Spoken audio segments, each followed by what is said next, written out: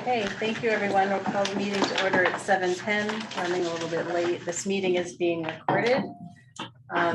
We'll start with approving the minutes of the joint building committees, February 15th. Does anyone have any comments or corrections? Motion to approve the minutes of February 15th. Do I have a second? Second. All in favor? Okay, Who seconded? that was unanimous. And Sunny has her hand raised, she's virtual. Oh, thank you, Sunny. Okay, so we'll move on to Collier's report and updates, John. All right, 2.0. Sorry about that.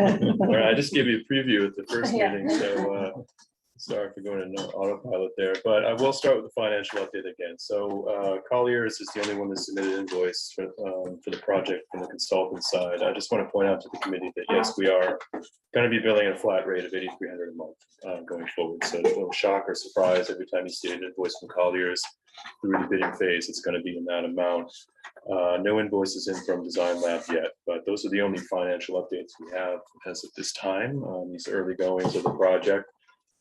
Unless there's any questions on the financial side, I'll transition to the hazmat procurement process, hazmat consultant that is.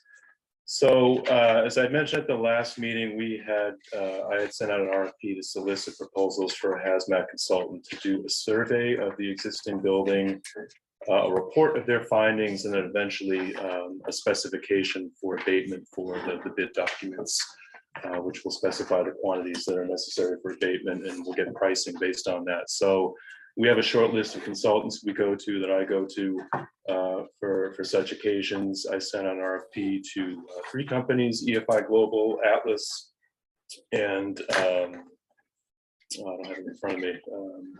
But anyway, they didn't submit an RFP or a response. So I have 2 proposals for hazmat consulting, and I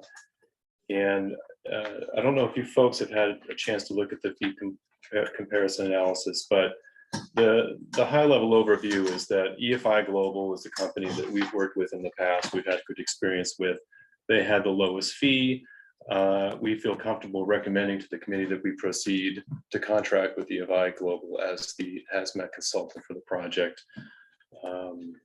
And unless there's any questions, I'd recommend approval. Yes. I just have a question about what was done, if you know, or Denise or Tina, what was done when the original building was restored, 5 or 8 years ago? How much of that investigation was done then? That I don't know, and from what I understand, we don't have documentation on any abatement that's been done to date, right? I don't know about any abatement inside.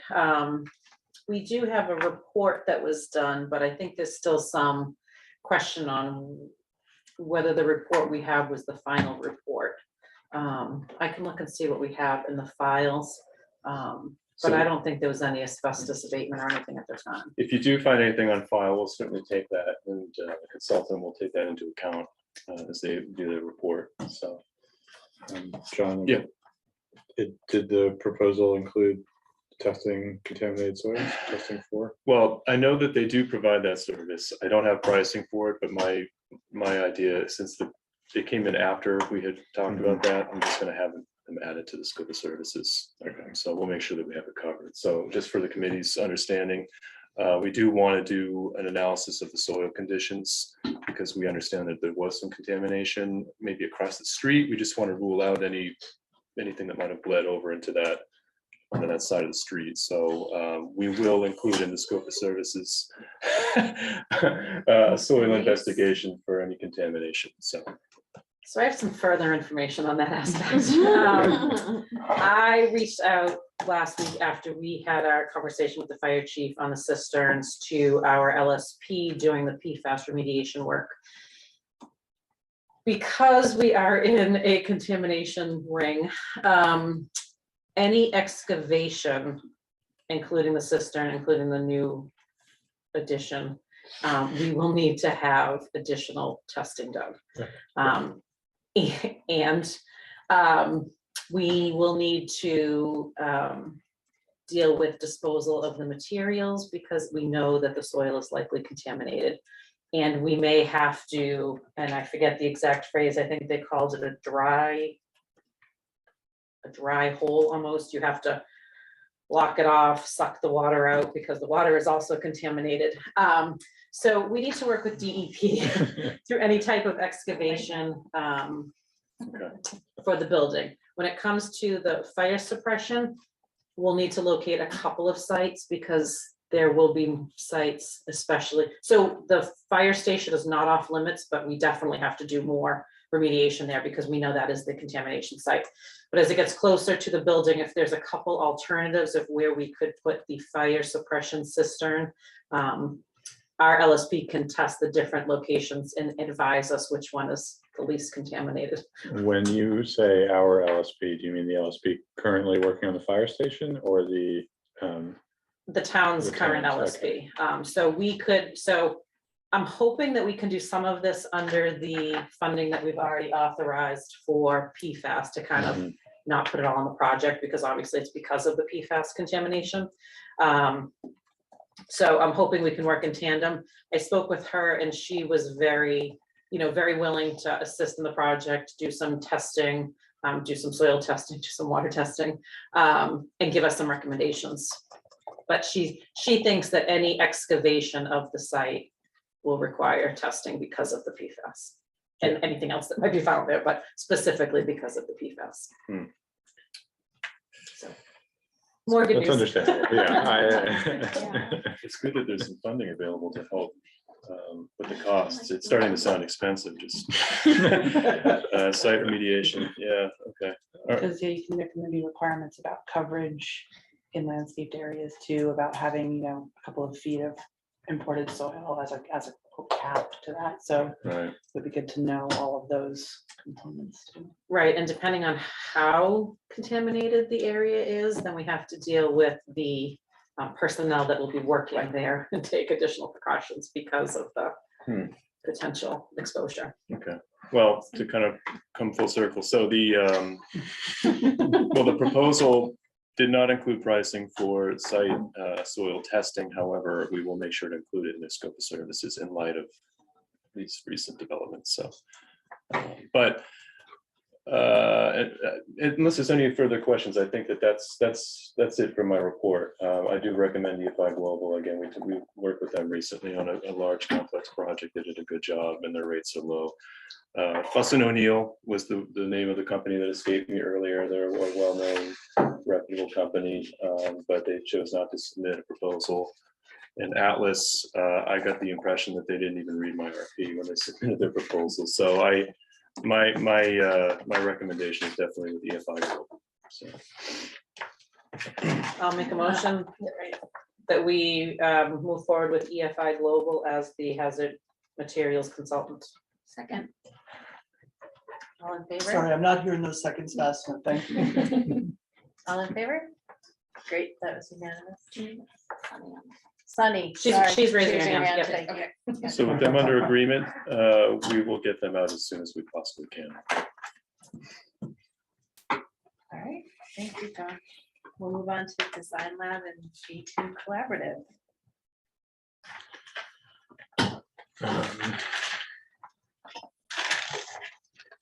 So just to start, this is Allison and Gigi, our collaborators at G2. We've worked with them many times and trust them through this design process. And with that, they will jump right into it. All right, so we can go on to the next one. And you can even jump. There you go, perfect. Some of you are familiar with this and some of you are not. Just to kind of get everybody on the same page of where we had left off when we worked on concept design. So this was the quote winning scheme in concept design, which you have presumably been seeing some building stuff related to this, but this was the site component. And has the new addition on the building and has really kind of three main pieces to it from an exterior space standpoint. The reopening of the historic entrance, and, some sort of landscape gesture that responds to that. Stairs, and potential outdoor social spaces as part of a kind of scale of stair that meets and matches the building. The courtyard or plaza space that's part of the new addition and the new entrance to the building, adjacent to the parking, part of potentially the common road kind of zone. And then the in-between, which is the hill, which is something that you see in historic pictures, and we'll talk about this a couple different times. But also right now is quite significant because of the grade that was raised for the 70s edition, and then how that slopes down to Common Road quite steeply. And so in this scheme from concept design, there was a handicap accessible walkway that made its way up that slope and kind of made a connection point between the new entry and plaza below and the historic entry up above. Next. And just to go over for us, two of them, the kind of main opportunities that we focused in on in concept were the possibility for a kind of borrowed landscape of the space, the town green that's across Common Road. And so not that that's then becoming part of the library, but the idea that there's a visual connection there and an open space connection, right? That's a really kind of central open space in this part of town and has this memorial, but not a lot of obvious and easy ways to get to it. So I thought of, how could this new front door of the library actually kind of embrace that and talk to that and make that so that it's kind of a part of a larger kind of town gesture. So on the left, just looking right now, that entrance where you come out of the library and the stairs are right there, and then there's, not really a sidewalk, and then you're in the roadway. It's a pretty kind of dangerous way of connecting. So are there better ways we can connect it? And then on the right are just two images of the historic front that I think the point in these was how little you can perceive of it. And we'll talk a little bit about the big tree in front that's a red bud. But really, I think that's actually less of an issue than the grade that's been pulled up against the front and the shrubs that have grown in over the years that it's really quite obscured. And I think for us, we see an opportunity of kind of peeling some of that back so that you really see the building, which I think that really is, I know that's something that the design lab is working on as well. So next. And really the biggest constraint is this grade change that, the level on the upper left, and again, I have a slide coming up in a little bit that diagrams this out, but there's 11 or 12 feet of grade change between Common Road and the historic entrance. And that's a lot of grade change when you only have a little bit of space to navigate it. And so that's a challenge, especially when it comes to any of the new interventions that we make need to be accessible. And so that presents challenges. And then this idea that I guess this could be an opportunity and a constraint, but the idea that the building has so many fronts to it, right? That there's not just, and this came up in the last meeting, that there's not just kind of one view of the building, there are many views of the building, and all of those have importance. And so you can't kind of, hide things or stick things away or ignore areas. It really has a very kind of in the round presence. May I ask a question? Yeah. This might be very naive, but you can't just level that area? Well, you can, but somewhere you're going to have to make up that difference. And so for example, if you just took Common Road and plowed right over, you could do that, but then you're going to have an 11-foot wall that gets you, the difference of where Common Road is to the main entry. So I think one of the questions is whether we have to connect them at all, and that's something we'll show you in a couple of schemes. And this is just, we wanted to set up a couple of questions for you to think about as we're moving through our slides, and we can come back to this. We have heard that we want to keep the red bud, which is great. It's a beautiful red bud. It's quite old for a red bud, so that's great, and we will talk about that. That the garden club is active on site, and we should have continued involvement, which is great. We always love that. And that so far in talking about outdoor program, the thing that keeps bubbling to the top is the children's programming. And so then we just have, we want to keep talking about program, about other things that may come up as you see schemes, other questions or ideas about program, and other ways that the exterior space might be used. We're going to show you a couple schemes and want to get any thoughts on what those entail. And then we'll show you some precedent images and would love any feedback on those as well. So the red bud. I think there are a couple things we just want everybody to kind of keep in the back of their mind about the red bud. We don't have the survey yet still, so we can't even place it exactly on a plan. We're placing it from aerial photographs. But one of the reasons why that's really critical is because trees can only take a certain amount of grade change around them and within certain distances of the trunk. So we really need to know that location. So the schemes today, just as a caveat, it is located by us from aerial photographs, not exactly located yet. And then ultimately a tree of this age and this size, we would like to get a visual assessment from a consulting arborist who can come in and tell us, yes, this tree is in great health, or no, it looks pretty good, but it's actually not in good health, and here's why. Or we don't want to go to great measures to work around a tree that is on the end of its, at the end of its life.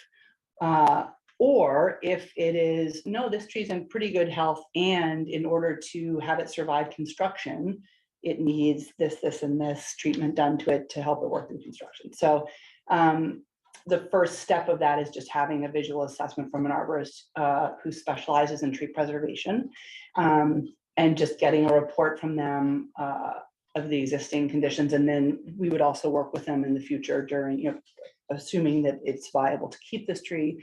We would work with them in construction on our detailing and getting their sign off on kind of everything we're doing around it, because as an older tree alone, there's a certain sensitivity to that. So I'll walk you through some quick site diagrams. You're familiar with the existing circulation, and right now the red is paths that would be considered or are supposed to be accessible. And then the blue path, obviously right at the front steps, is not. What we're proposing is getting accessible circulation from the parking and common road, and then also from up above where you have Crescent and Library Hill Road, and the parking there as well, getting to the front door. So right now there's accessibility on that ramp at the end of the building that's right on Crescent. But as the main doors open, we would make that as accessible as well. And then the route from Common Road coming up along Library Hill along the sidewalk, that sidewalk is technically not accessible. So that's why that's shown as an inaccessible. And then this question of, but do you try and connect the dots? Do you try and connect on the exterior, the historic entrance to the new entrance? Go ahead.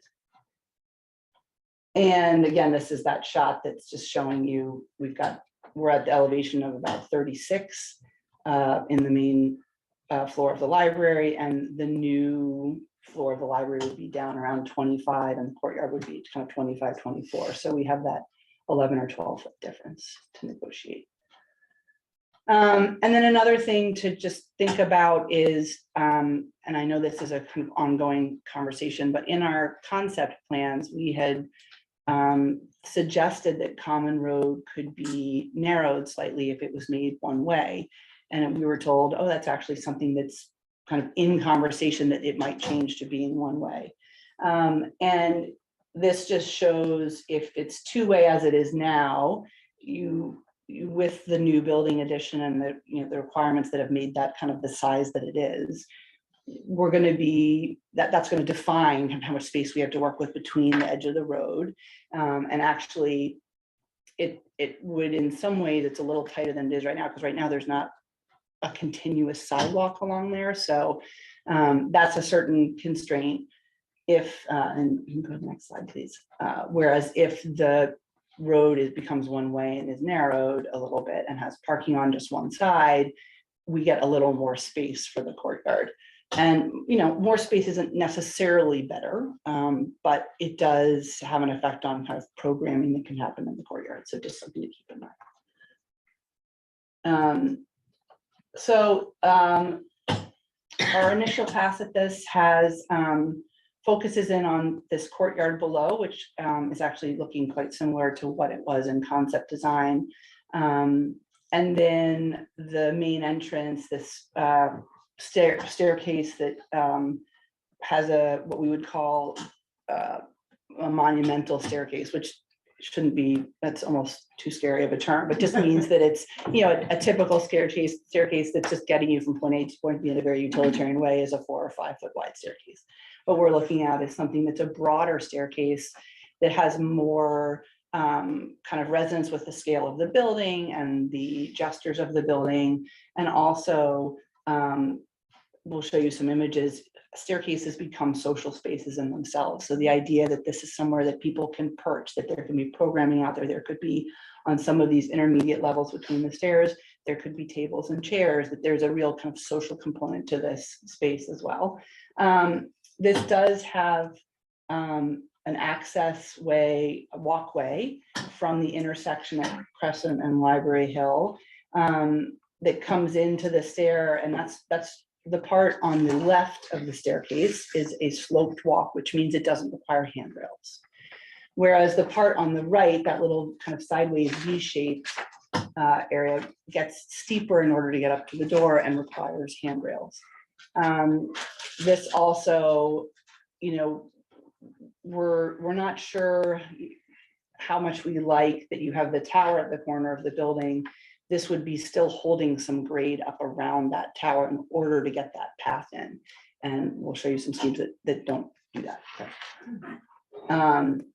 Like this one. So this one says, you know, let's let the tower be the tower. Let's get the grading that reveals more of the tower and let that really sit as a prominent feature and keep all of the walkways to the left of a new stair. And this does not require any handrails. So when you think about looking at it from the various elevations, it's a surface treatment, but you don't have all the kind of vertical pieces of a ramp. So how does this impact accessible parking? So I think there would be accessible parking down below on Common Road, and there also could be accessible parking. I mean, our assumption was that there would be accessible parking also on Crescent, that 1 or 2 of those spots. Like right here? No, right there. Yeah, that 1 or 2 of those would be. So that's like where that back door is currently. Yes. You think 1 or 2 spots could go there? Yep. Um, We haven't yet run the numbers on what we need for the number of handicap spaces, but. and so if a person parked on Common Road, that would be really hard to get all the way over. I mean, Right, if so you were that's in- right. So that's the question, is if you parked on Common Road in a handicap space, your handicap entrance would be at the new entrance. Right, you have to come in down here. So there's no connection outside between that lower entrance and that upper entrance that's accessible. Is the part where the stairs are right now, is that where the current entrance is? Or It's where not? like the window is, the arch. That's gonna be over over a Yeah. little bit But it more, will be right? like the main Right. entrance. Okay. Yeah, and right now that the Curve of the the diagonal stairs. path that goes to the roof deck. Oh, of course, this isn't gonna show up on the screen. That right from about the 30, that's down on the bottom of the page, if you go diagonally towards the trees in the courtyard, that's kind of the alignment of the existing diagonal walk that goes across the front of the library that goes to the roof Okay. terrace. What's So the that's- formula that assesses the required amount of accessible spaces, or has that calculated? Well, anything new that I'm sorry, you mean in terms of parking spaces? Yeah, sorry. I don't know the numbers off the top of my head, but it is per every space that you have, a certain number of them are accessible. So I think it's for 10 spaces, you need 1, for it kind of goes up from there. When you have 20 spaces, you need 2. so there is a formula for that, which is a little bit, we looked at this in concept design, it's a little tricky because there's shared parking with the church, and so how we actually calculate that, I wouldn't want to commit to anything just yet, but you know, I think certainly from an ease standpoint, having at least one space on Preston and one space Yeah, below that at the minimum makes sense. Are there requirements for how close you are actually to a door from an accessibility standpoint? Yeah, the way it's written is that it has to be kind of all the spaces that are provided, they should be some of the closest. So if all the parking was 100 yards away, the accessible space may be able to be there too, but it would need to be closest to the path. You know, you need to get people as close as you. And then there's the rule and there's the spirit too, right? So- Yes, yes. If the road turned, well, I guess this question could be asked either way, but especially if the road does become one way, is there still gonna be parallel parking? I think spaces there along needs the to be, edge? yeah. Yeah, there's definitely space for one, room for it to be a one-way lane plus 1 lane of parking. Okay. Just not parking on both sides. Now, see, this gets scary. So, yeah, so you get, this gave me a little bit of, this was very uncomfortable to draw. I just want to put that out there. So if you were going to connect the lower entry to the upper entry outside, and you didn't want this to be the land of many handrails, this is what you would need. That's a lot to run. It's about 200, it's between 220 or 240 feet, depending on exactly what that grade ends up being down in the new courtyard. But we don't like this, but we wanted you to see what that entails. And we really own enough of that land that you think 4 spaces could go there? Like that? What's shown there is a couple spaces plus an aisle. Oh, So when you have a handicap space, then needs Oh, okay, an to aisle, be- a striped aisle, Yeah. you know, with it. got it. And just to elaborate a little bit, a sloped walk, so without a handrail, needs to be, it can only go up 1 foot for every 20 feet in length. And a ramp can go up 12 feet for every 1 foot, or sorry, it can go up 1 foot for every 12 feet in length, Right. and that requires a handrail. So that's Or where, handle- that's and where handrails on these both sides. dimensions are coming from. Yes, so that's why this gets so, this is saying, you know, we really like to do walkways that don't have the double handrails on them from just a visual interference standpoint. So what would it take to get us 220-ish feet? And it takes a lot, and that's, goes back to this constraint of, we just don't have that big of a footprint. And the distance between the courtyard and the historic entrance, they're just not that far apart from each other. So this is better. We're not in love with this yet either, but this would be if you did have a steeper walk that becomes a technical ramp, which means it has handrails on both sides of it. So this certainly feels like a less kind of, you know, obviously doesn't fill the hillside in the same way. But what we aren't showing yet at this very kind of diagrammatic moment is that there would be some curbs and potential retaining pieces required in order to make all those grades work going down. And so in like this, like Mhm. where that triangle is, where like to the right of the stairs, would that be usable space? Like would there be a way? No.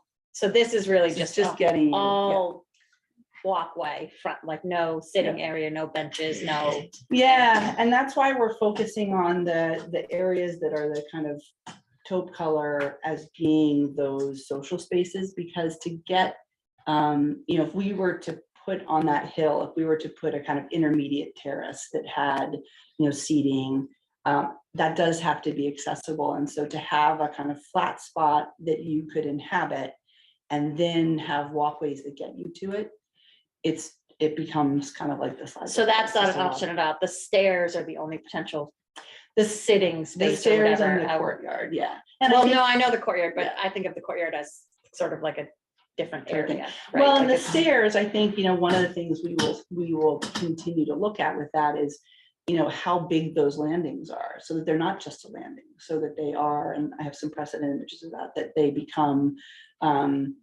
you know, it is more of a terraced landscape connected by sets of stairs, but that it's not, those landings are big enough that you can hang out in them. And they can be furnished, and they could have Right, they could have a cheap built-in walls on the bench or side that you whatever. sit on, or right, so they become become social spaces. And all of these options with any version of the walkway on the right is in pursuit of connecting the front of the library to the old entrance. Mhm. And I don't think code wise we're required to do it. So it becomes a question of what do we want to do? What do we think is the right thing to do? And we were discussing this a lot, obviously, it's a key part of this, of what the whole building's gonna look like, and ultimately came to the conclusion that nobody is gonna use a 120 to 240 foot ramp when they can go inside and use the elevator. Yes. Kids. I mean, the middle school kids are. Tricycle. Skateboarding on the ramp or something to do. Sorry. Skate park, yeah. New library / skate Yeah. park. It's a great, like, skating ramp. So it just to, this image I know is coming up a lot, but just wanted to walk through from a grading perspective what this means. So you can see there was these more kind of monumental steps that really invite you in. And you can imagine if this was today, people sitting out there with they're meeting up with someone or waiting for someone, it becomes a real perch spot. Especially I do love those cheek walls on the side. You know, those are, you can see people perching on those.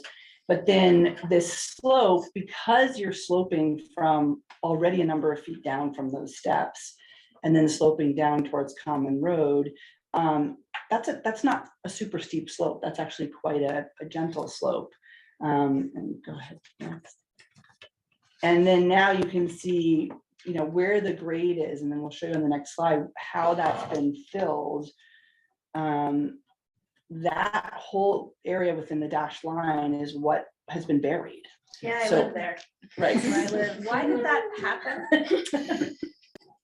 Because this is just so beautiful. I know, and the stairs got buried or Right. dismantled, and half the tower got buried, and you know, I'm not, Right, you don't. I wish I know. knew. Right, that's- but the idea is that in these schemes where we actually, where we don't have a big sloping walk between upper and lower features, we can do this. We can mellow the grade out and expose this tower, and really, you know, kind of regain this view, which I think has value. And also, we're like sort of skipping over the fact that if we do have it, no walkway there, it can be like beautifully landscaped. Exactly. And it can be, the grading would be not exactly, but closer to this, which just has a more gentle, you know, it's not a kind of cliff where you're worried about erosion every second because there's this kind of steepness there. So it would just be a much, I think it would seat the whole building, both the new building and the old building, much better. And I think to the town clerk's point earlier, you know, sort of the diagonal corner is what most people see because they're driving by on Great Road. And so they would see the whole turret Yeah. versus the front where you have the tree and, you know, not a lot of people are on Library Hill that actually stop and look. Right. So, turn and so the face main it. view is really that, Yeah. that diagonal, almost Yeah. this angle. And we can run through these quickly, but this idea that this is actually, you will go on your, if everybody goes on the field trip, you know yet, but this is the Somerville West Branch Library that we worked on with Design Lab, and there is this terrace, you know, there are a couple steps up from the street, and then there's a terrace before the steps into the building, and that is a big, there are benches in that space, these were existing trees, but that's a big social kind of front porch to the building, and I think we could do kind of typologically the same thing. Can I ask a question? And I know we'll see this, but so where's the handicap, the accessible entrance here? Is that only in the new addition? So in this, yeah, this, you know. I could go on This is like a whole conversation, maybe I have to borrow with a beer, but the accessible entrance is actually to the right here. So in this case, the historic entrance was not made accessible. And that did require, I guess the big difference between this is we're still making the historic entrance accessible at Randall. This entrance was not accessible and it required a variance from MAAP. And just starting to think about, you know, in courtyard spaces or at the historic entry, again, this is a more modern building, but the components of, there's actually an accessible walk to the right, you see in the corner, steps up, a space that you inhabit before you then go into the building. How big would you estimate, how wide would you estimate that staircase is? Just so I can have a comparison. in my It's that's wider than what we're drawing Oh, so yeah, far, but right, that's but- probably 25 feet. That's very nice. And really, again, this idea that steps can be seating, and, you know, some of these are, in the two lower images, are historic buildings that have then had these kind of fun interventions that have made them more actively sittable. There are a lot of different ways we can make steps. And, you know, I'm not suggesting that we, you know, put yellow steps in front of Randall, but just thinking about, although maybe, yeah, but just to think about like seating steps as seating, there are a lot of ways to kind of, to think about steps as seating, and, you know, how walls work, what the actual step material is, all of that is part of what makes it interesting active seating. So, you know, we'll explore some ideas with that. And then, you know, for the lower courtyard area, you know, thinking about a kind of language there too, of are there trees in that space that over time give you a canopy over your head? Is there seating down there? There might be some fixed seating. This, you're seeing movable seating, but in the background, you can see, for example, there's a wall that actually is, people do sit on that in conjunction with the green that's there. But, you know, seating, surfacing, trees are all kind of the components we'll be considering for that space. And this is just another, you know, lush ground plane kind of off to the side, trees that have whatever the surfaces come right up to them, so you can really inhabit the whole space. This is actually, these trees were just installed when this photo was taken, so they're quite baby still, but we will have a retaining wall on that courtyard because you do have the hill behind it. And, you know, what that is materially will be a really important question, and something that we'll actually work really closely with Design Lab on, because, you know, how does that wall connect to the building? How do those materials resonate will be really important.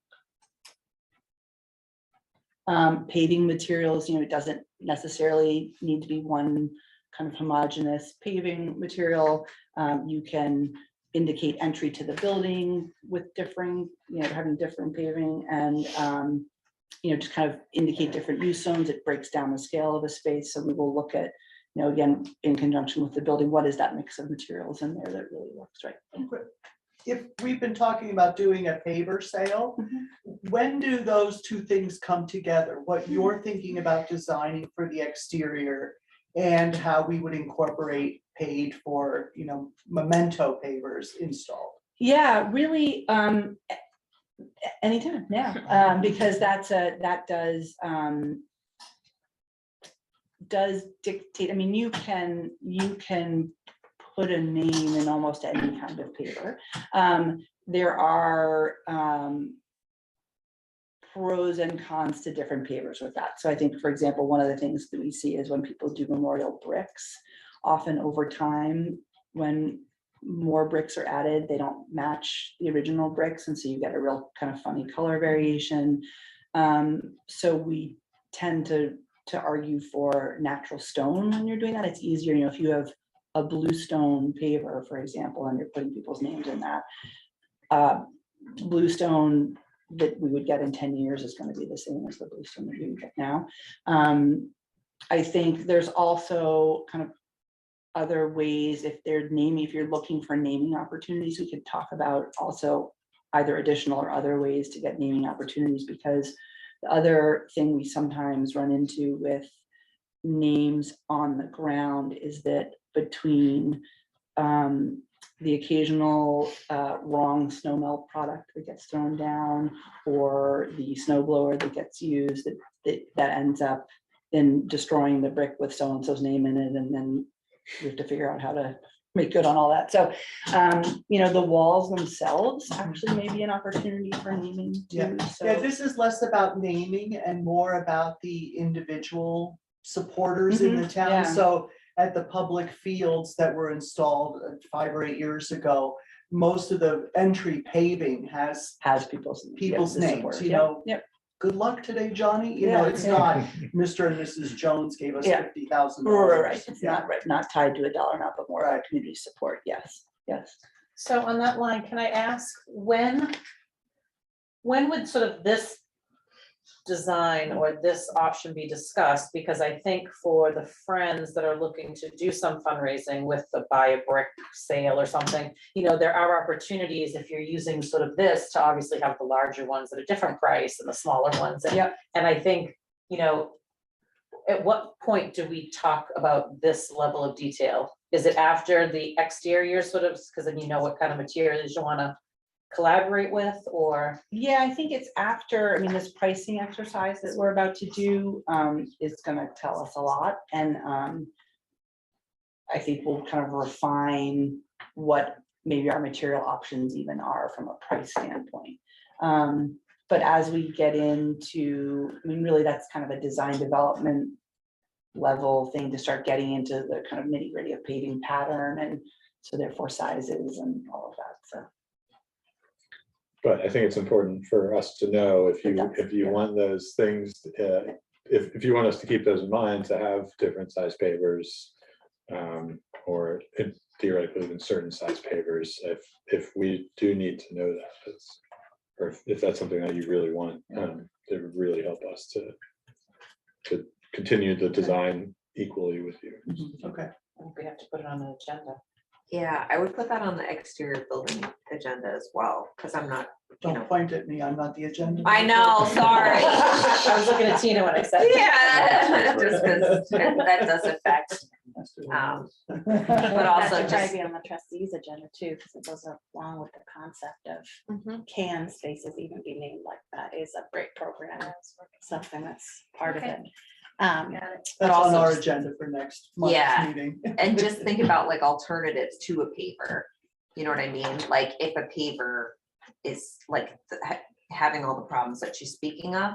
And again, that was a big problem for the town, the picnic area, right? Like, 'cause now you can't see anybody's names and people were. Well, that company was total crap. Right. So, I mean, that was. But I would just, you know, keep in mind, like, yeah, maybe walls or monuments or, you know, maybe it's a bench that has names on it or so, you know what I mean? Like just look for alternatives to it. Yeah, so that, Walking I mean, all through. of that is fraught with, so, because benches need to be replaced usually after 5 years, and trees die, and who buys them, and, Okay, there goes $50,000. well, that, I mean, the other problem with campaigns like that is that if you launch them too soon, you actually, people buy the $150 brick, and then they don't give the $1,500 that they were gonna give, because they think $150 is the level of participation where they're supposed to be, so. Sorry, I It's didn't mean to derail it. No, but what I was gonna say is just the conversation that I think you were saying about there's alternatives to groundwork, like, so at center school, you could, I mean, it was super inexpensive, like for $25 or whatever, you could make a tile and it's part of that wall when you walk in, and I think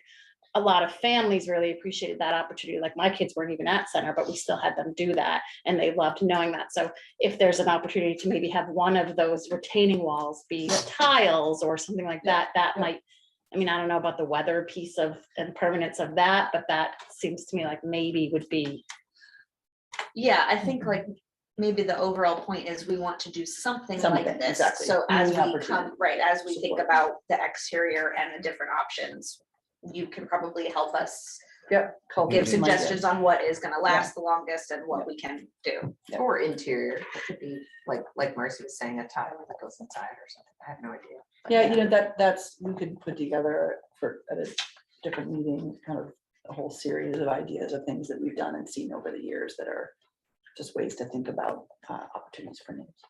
Yeah, because I think from my experience, you get different people that want to sort of buy the brick than when you make a donation. Like, I was treasurer of my high school class. Everything in Billerica has class of 93 somewhere. There's a granite step on the library, there's concession stand things, because that's what the class funds we could do. You know, grandparents bought it for their grandkids. They're not necessarily going to donate to a library, but they'll buy a brick on behalf of their grandchild or So I think there's a different demographic that you could target for sort of the buy a brick or the buy a bench campaign. That wouldn't necessarily derail a normal fundraising, because I think it attracts, a $25 brick or something is gonna attract a different population.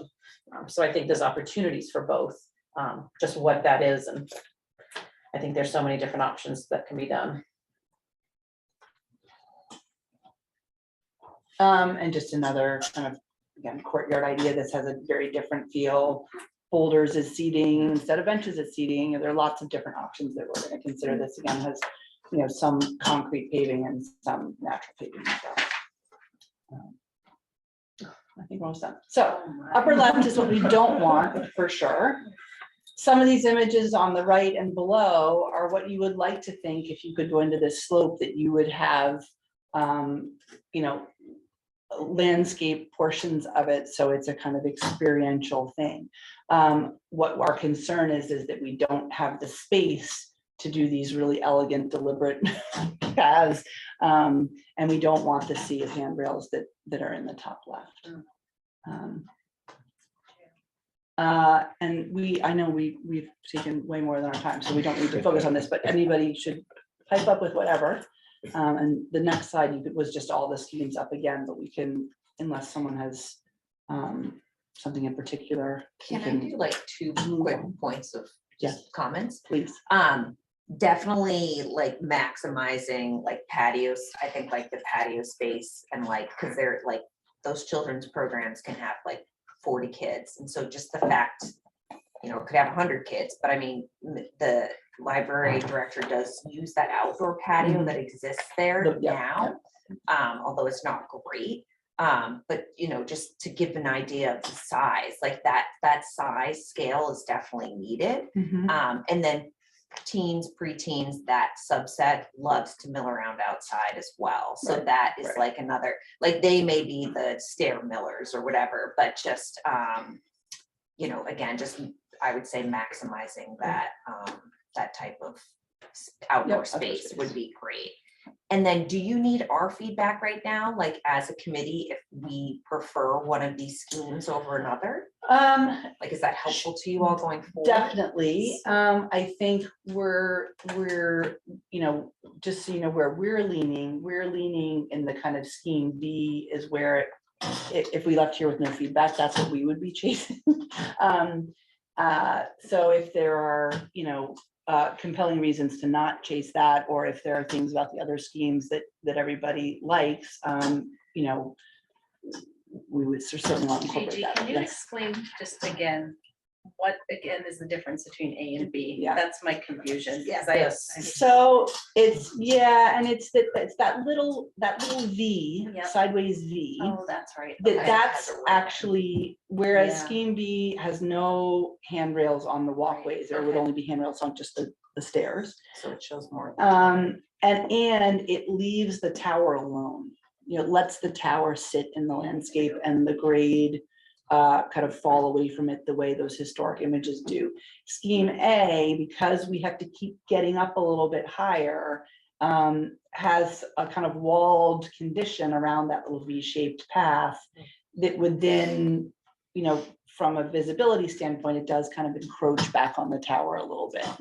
It doesn't swallow it the way Yeah. the So- current grade does, but What is the pro to A? I think we it's could just, kinda see it's what like we a want. straight, it's just a straight shot. It's one of Instead the of having- It's an straightest shots. easier Yes, walkway almost. instead of, if you're needing to avoid stairs in scheme B, you do have to do this kind of back and forth. Scheme A feels about as direct as you can be. Okay. So can I ask in scheme B, if you were to park in sort of those handicap spaces, Mhm. you don't need to go back and forth, do you? You can come in and, You actually have to go out along the sidewalk because the grade so what difference. is would- this? That has stairs, has a couple steps. Oh, that's stairs. Yeah. Oh, so in order We to wanted access it, the ramp, yeah. you still have to come all the way down here. We wanted it to not, but you just don't have the run in there. to get So it if open. you were to take the stairs, you could come in on this part of the landing. So if you walk down the street and came in, you could, Or if one of those spaces is handicapped in the couple. I thought they were talking about. We have one where the- conversation, sorry, but Okay, so that is stairs to come from this direction. Yeah. Okay, You'd have to go along the sidewalk where it's actually relatively flat along the sidewalk there, and then you'd come up from the corner. So I have a question. So the original plans talked about a plaza kind of going around in this direction. And when I look at all of these, that's like the hottest side of the building, where where all of this is now being Mhm, focused. What happened to the idea of wrapping that plaza around the other end of the building? Well, it can start to, you see in C and D, we're starting to sneak around the corner a bit. And I think that's still definitely on the table. That I think a lot of it has to do with where the actual entry to the building lands, so that when you move into that courtyard space, having a kind of clear understanding of where the door is. Mhm. And I think, you know, it also, as we continue to look at parking and a dumpster that probably has to go in that parking area, you know, kind of what kind of relationship we want that courtyard to have to the parking, and how much of kind of a buffer we want to have between the two. But I do think you can see we are thinking about this kind of corner wrap. Yeah. And again, a lot of that I think will depend on how the architecture starts to. come Because I'm together. sure the feedback you heard from Chris is how hot the roof deck Yeah. gets. Yes. You know, Yeah. and, you know, it's Right. just hard to do things Pretty outside on and it's that pretty hill in the exposed, summertime. yeah. So could B have D's patio? Mhm. Yeah, I think wrapping around the patio is nice too, because then you aren't in the, like, if she's running a program, she's gonna not wanna be in the pathway of people trying to get in and out of the library, right? Well, I also think one of the things that we talked about a lot when we were like selling this project to the town was lots of outdoor space, and this isn't a criticism. That's just not quite as much as I was picturing in my mind, and I'm guessing I'm not the only person that feels Mhm. that way. So even just the perception, I don't even know if square footage wise, D is actually much bigger than B, but it appears to be. Mhm. And I think that's important to people. To really maximize well, and to that point, could it go even further back? I mean, I know we have the parking, but is there still room to continue even further back to make almost like an L-shaped Yep. courtyard to really give space that you could have like 3 separate things going Well, on as in I the say, even outdoor? like get big enough in a nice way that you have kind of separate program. It's like, this is the kind of entry area, this is the Eddie space that the kids always use, and you kind of can have a bunch of different things going on at once. Right. Yeah. Tina, do you want to call on? Hi, thanks for calling. I'm John Colorado, Foxborough Road. I'm wondering if in either scheme A or B, when you have that slope between the old entrance and the new entrance, that might be used as some kind of an amphitheater, a small amphitheater. You could do some programming there and utilize that hill. Yeah, we could definitely look at that. I think that yeah, you've got space for it, and I think it would be how much of it is landscape versus how much of it is hardscape. Right. Would be one of the questions. but we I'm sorry, could certainly you just explore point that. out what you were just saying, like where that I would think be? he means here, Yeah, right? Yeah. And in that scheme B. area, Oh, okay.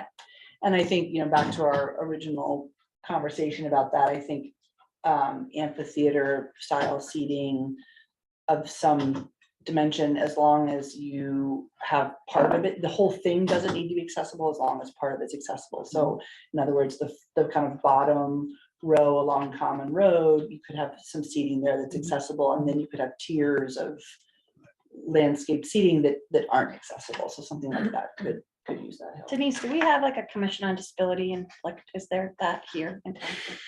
So, Frank is our ADA coordinator. so there's not like a whole group of people Yeah. we'd have to run. As long as we're compliant, we're compliant. There is an amphitheater right now that's not used. Yeah. Because obviously it's a hazard, Yeah. but I think again, most of the programs are not necessarily like presentation type programs. It's more like interactive type programs, if that makes sense. I mean, there is presentation style too. Yeah. But I think mixed use, the most we Yeah. can mix use, the better. I think we'll see some new programming too that will involve Yeah. adults more. Yep. Evening type stuff that, like we just had a presentation last night, for an art show, where they wanna have the whole thing outside. Is the courtyard, is that accessible? I don't necessarily mean ADA, but accessible at all from the street? Or do you have to go into the library and then go into the courtyard. No, it's all, I think the entry would be through it, would be, so it's all a part of it, yeah. Courtyard would be misleading, that's a term. And no stairs, like you just walk onto it Off the- from yep, Common Road. Or Common Road. Okay. And you can go right across Common Road into the town green. And there will be a sidewalk. We're gonna make them do it, come on. And there will be a sidewalk there regardless of whether it's one way or two way. If you don't mind, I'd like to continue. We still have quite a bit. We hijacked. You know, that We had a was lot to the cover. first time that we talked landscape and it was important to get. all So of I that. don't want, but do you want more feedback on a scheme from the group? I mean, we've kind of talked, but do you want some direction before we move on? Sure, any more, I mean, I vote to recommend scheme B with a little more patio space. With Dee's patio. I mean, I would agree. I think scheme Yeah. B is the best Yeah. option. All those in favor? Great, thank you.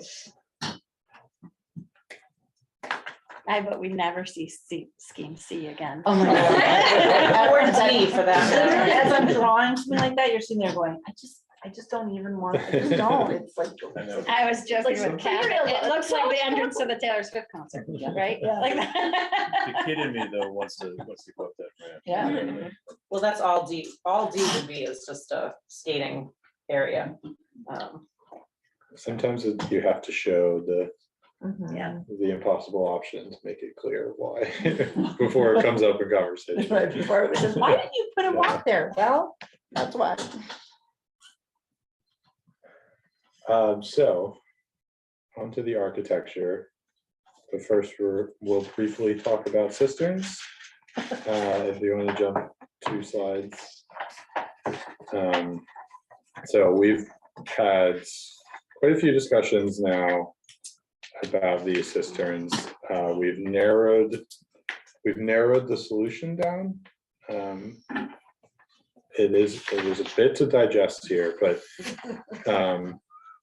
there's 2 somewhat plausible solutions that we see. The first one is a buried cistern on Crescent Street with an internal electric fire pump. What goes along with this is some kind of complex elevations, but we need from the top of grades, the top of dirt on Crescent Street, we need a room that is 28 feet below that within the building. So this would require a basement in the addition. That would be a oddly tall basement as well. It'd be 14, 16 feet of basement. We would just need this one room with the fire pump and a diesel generator in there. So that's option 1. But isn't that the old building where option 1 is? How do you put a basement there? That's kind Yeah, of like wrapping the- around.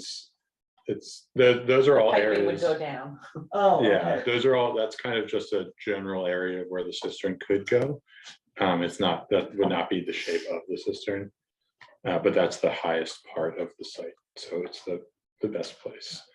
And then the option 2 is a buried cistern with a vertical turbine fire pump.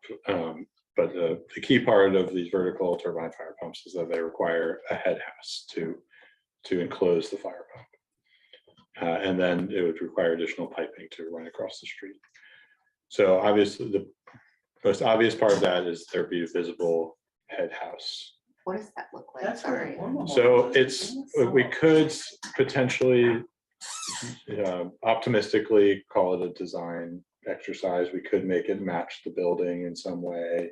Generally, you see these things and they're very cheaply like wood or plastic siding with a very gentle sloped roof with a single metal door on it and maybe a fence around it too. So it looks like an outhouse.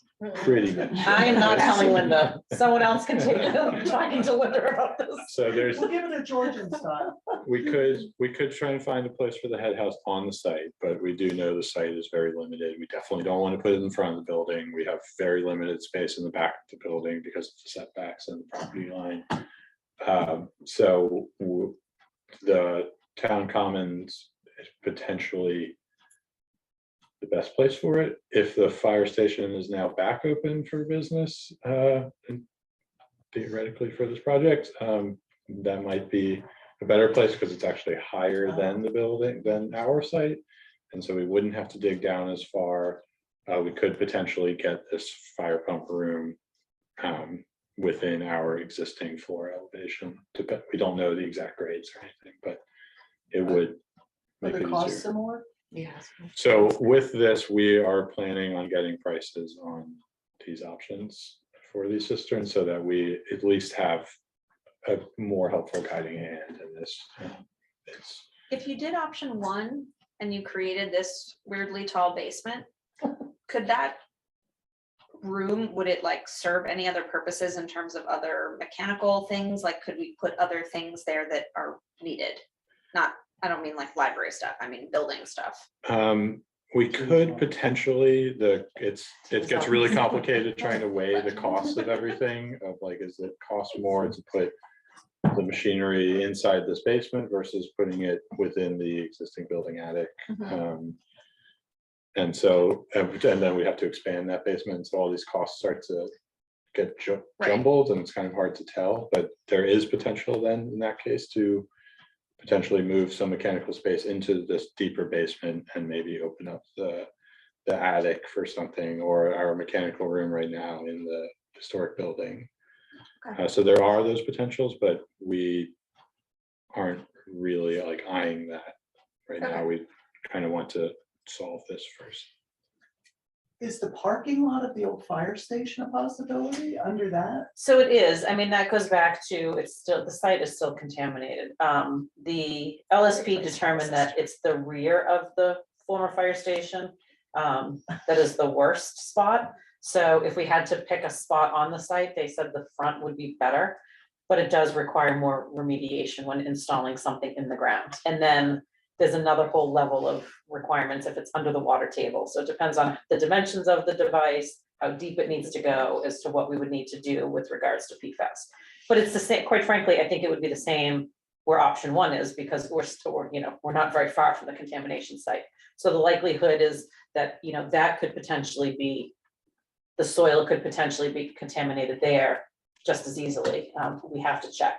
I think we could certainly have our LSP do a check of option one. They already have samples of the former fire station. I'd have to have them just review them and give us an opinion if one is better than the other and would take less remediation. So we could certainly do that. Does that kind of excavation have an impact on the historic building, going down that deep around the fringe of the building? There will be additional kind of temporary construction costs there, and I mean, it may require additional underpinning of the foundation as well, So we have two bad choices. unfortunately. Is option two though, like, is that would require additional permission, right? From, Well, and I think option two, it could never go even in that block where it is. It would have to go further down. I mean, Yeah, the when I mere was mention drawing of this, going anywhere near the monuments, I Yeah. mean. So I think, it would still require a different permission, but, if we were to go closer to, almost like the little bus station, maybe then you could make the head house look almost like with the rocks Extension and of make it look everything. somewhat similar to Yeah. that. I think that might be a better option I agree. than trying to use one of the other two if we could get away with how it's gonna look aesthetically. People well, like can the buy a select brick. board would need to approve Yeah, that, yeah. because that's town property, Correct. right? But, I'm sorry, not to interrupt, but we're looking at, separate from this, putting in firefighting cisterns to do town water anyways. And there is going to be a site somewhere in this area. This will be solely for the fire suppression system at the library. But we are still looking, so there is potential that they were going to be digging up a part of that anyways. And if we can coordinate, maybe we just dig a giant hole and put two of them side by side all at once. Maybe that's the solution and solves both problems. And the cost might be a little bit of a savings for the library project, right? Correct. I mean, so if there's an ability to do something like that, that's really why I wanted to have a conversation with the fire chief last week. I tried to say, can we get like one giant tank and partition it, that this is all, trying to come up with creative ways to save some money on both ends. He didn't like that. He does not want one tank. But I think if it was further down in the common, I think it's a much easier sell. And like I said, if we could do something with the building around the stone bus stop, it could blend a little bit better than trying to do anything closer to the monuments. Is there any noise generated by the head house? I am not aware. In general, this probably, like, it may never be used because it's entirely for the sprinkler system. So I'm not entirely clear on how it works exactly, how everything gets triggered, but it is all just for, so the generator would turn on, it would turn on the turbine, and then that would pump all the water into the building. So I'm sure there would be noise, but there will be many louder noises. And so if it's in the common area around option 2 somewhere, we don't need a basement because the mechanics are outside. Is that correct? That's or- my understanding, but there may be some deeper requirements based on piping and pipe slopes, stuff like that. Still, head pressure is some sort of requirement, I think, but this is all more into the engineering of it that I'm not. And I know the fire chief had asked for an exterior door to the mechanics to get into the fire system if need be. But I think that would be important for us to know if we still need a basement either way. That might change where it makes more sense, but because the whole adding a basement is something I don't think anyone has Scary. contemplated at all. Yeah. So Yeah, we kind of sat back in our chairs and the other day and like, well, maybe a basement is the solution here. But I also would like to consider the fire station. Again, I mean, if we're remediating somewhere, then we are remediating somewhere. So Right. I understand the costs of the other project or not, the funds aren't there yet, but there might, if it needs to be done somewhere, then it will need to be done somewhere else. All right, so sorry for the letdown on that. Yes, there is one more slide on this, just to display a bit of what, I mean, we presented this last time, but you can see how big these tanks are. The cistern would be roughly 35 feet long by 12 feet in diameter. So it's very large, it's a swimming pool. And how deep does it have to go? I mean, obviously, if you're looking for elevation with 28 feet, it can't go too far into the ground because then that defeats the. So 3 feet the total assembly of it included 3 to 5 feet of ground cover for freeze thaw. And what did you say the dimensions of it were? It's 12 feet in diameter and 35 feet long. Because the LSB has asked for that, so I'll send her that. And was coring done in both of those areas too, to understand what's down that far? We did not do borings in those locations. We did borings before we were fully, we actually did borings when we were on the short timeline of thinking that the town was installing cisterns elsewhere for fire suppression, unfortunately. So, but with the additional testing for the contaminated soils, we'll probably be able to understand that better. And just so everyone knows, the reason we can't use the same cistern is obviously if the library was on fire, you need the sprinklers inside to work and then the fire department to access water outside to put out the building at the same time. They can't use the same water source for 2 purposes. So I tried that too. If we did it though at the old fire station, could they do their cistern there too to help? The same idea with the square of defraying costs by doing them together. Could you do that? Potentially, I don't know that we have enough room. The firefighting cisterns are rather large. They don't look like this. They're like giant cement, almost swimming pools that you're putting in the ground. I don't know if there's enough room Okay. in the front of that to do both. And their area of coverage stretches down to past the church and into maybe here.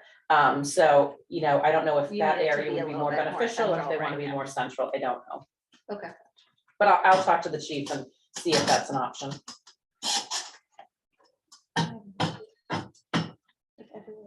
We've also discussed children's libraries Yay. with Chris. So just to go over a few things that we learned from that interview. Right, The story time is smaller than we anticipated. It's normally between 10, 12, 15 kids maybe. Chris really needs a prep and staging and storage area. And also table space is really important for her programs. Roughly 2 of the 3 programs a week require table space for kids to sit around. There does not need to be a like partition separated program space. It could probably be within the children's collection space.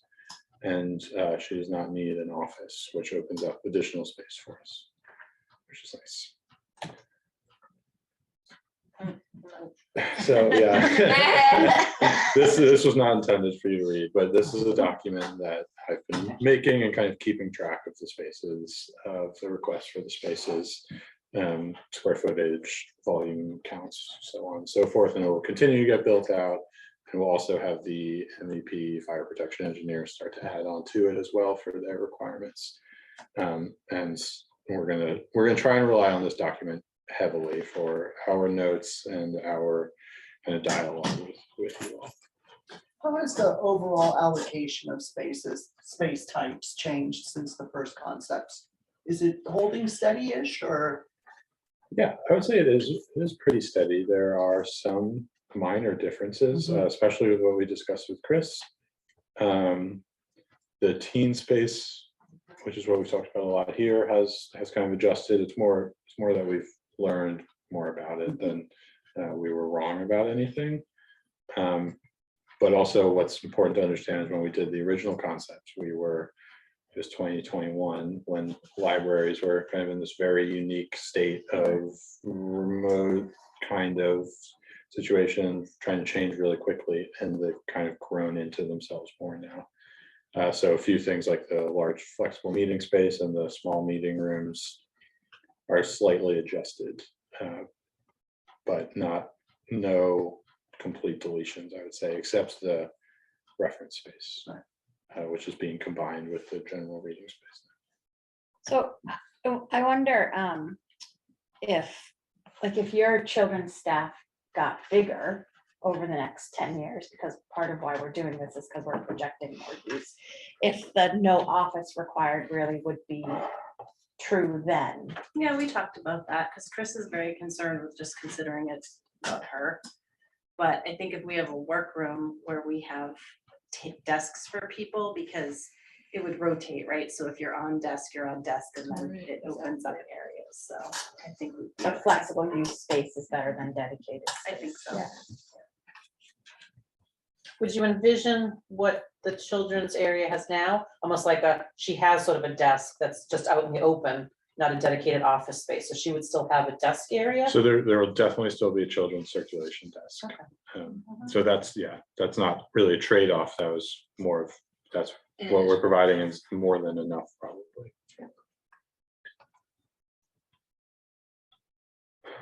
So a couple kind of key points that we talked about last week, or not last week, sorry, 3 weeks ago. We ultimately landed on the idea that the library should be as accessible as possible. We talked a lot about the ramp versus the elevator and decided that both the ramp and an elevator would be the best for the entire town. Can I revisit that? I know that so I stepped away from that meeting feeling like we didn't I don't think we realized that we analytically didn't look at that in terms of numbers very carefully. So 500 square feet is about $500,000 per project. So I just want everyone in this committee to be aware and be able to defend why, having this building that we're in right now is a handicap accessible building. It is a handicap accessible building. Okay, there's nothing not handicap accessible about this room. Yet for the library, we somehow are saying you must have a ramp in order to get up. And so that will cost us $500,000 to do. So I just want to reiterate that that is a choice that we as a committee are making, because I don't agree with it at all. Because I think it's not going to be utilized, and I think it's a huge amount of money and a huge amount of space, and something else is going to have to give. So we are very limited on square footage in terms of like what our square footage is for the library, just because of the plot lines. So I just want to make sure that the whole committee agrees and feels like that 500 square feet should be dedicated to a ramp instead of another space, and that that is worth that cost that's associated with it. Okay, rant over. What, maybe I'm catching up. What ramp? This is obviously not the outside ramp. Not No, really. it's the interior ramp. Yes, I know, So, and I yeah, so basically, as a design aesthetic, to help with landscaping as well as, you know, the original building, giving it more prominence, we are now bringing the grade of the addition down. So currently, the 70s addition is at the same level as the original basement building level. The new design will bring it down by 2 feet. So I in remember order there's like a to little make that baby happen, stuff. as you know, the landscape architect was discussing, you have to have a certain amount of square footage per Mhm. like ramp. So that ends up being 150 plus ramp, 125 feet, 125 feet, is that what it was? Of ramp inside the building that was proposed? For inside, we need, we need to go up 2 feet, which is for a ramp, 24 feet plus the landing. So 24 roughly feet plus the 20 landing. So then we 27 asked how many Inside. square, inside, so we asked how much square footage that is, and they said it's roughly 500 square feet.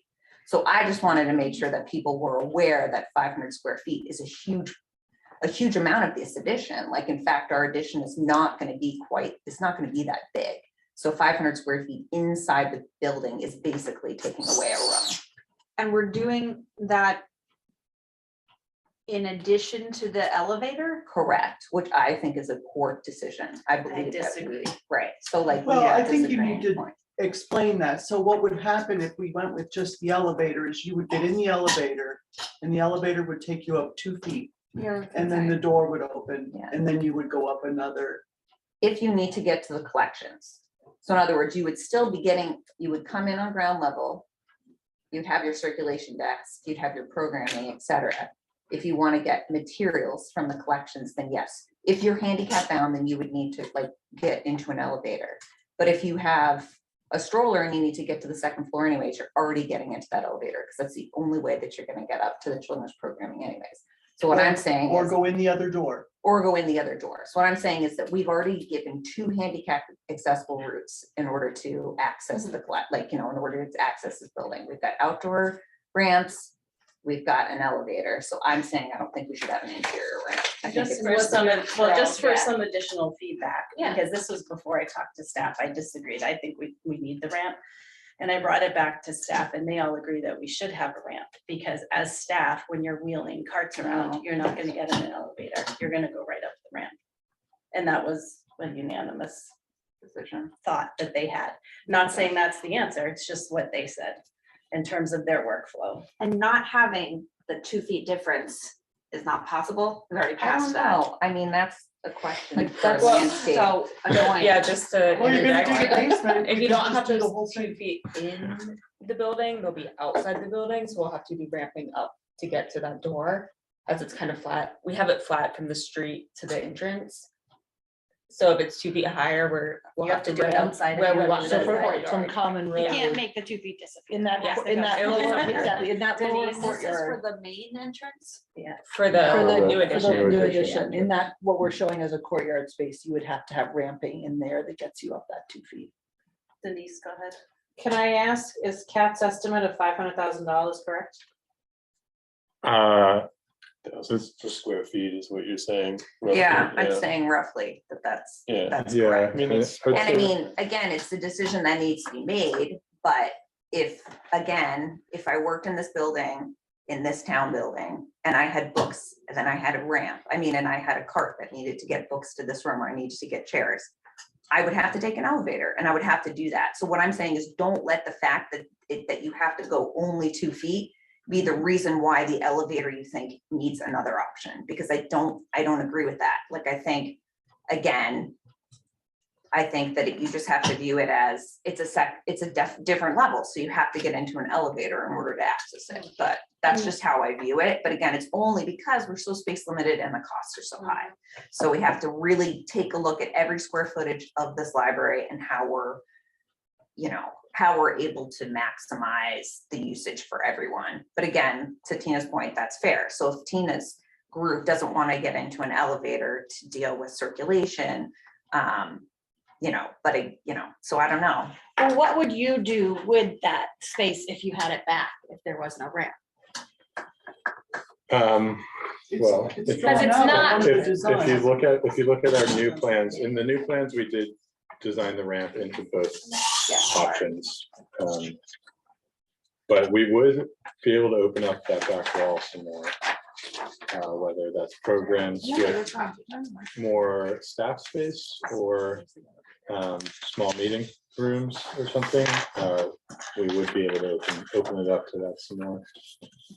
The ramp can provide some like relatively unique shelving situations if Like gallery you space can imagine almost, like or- going up a ramp with shelving on one side of it, and it's could be somewhat hidden behind that.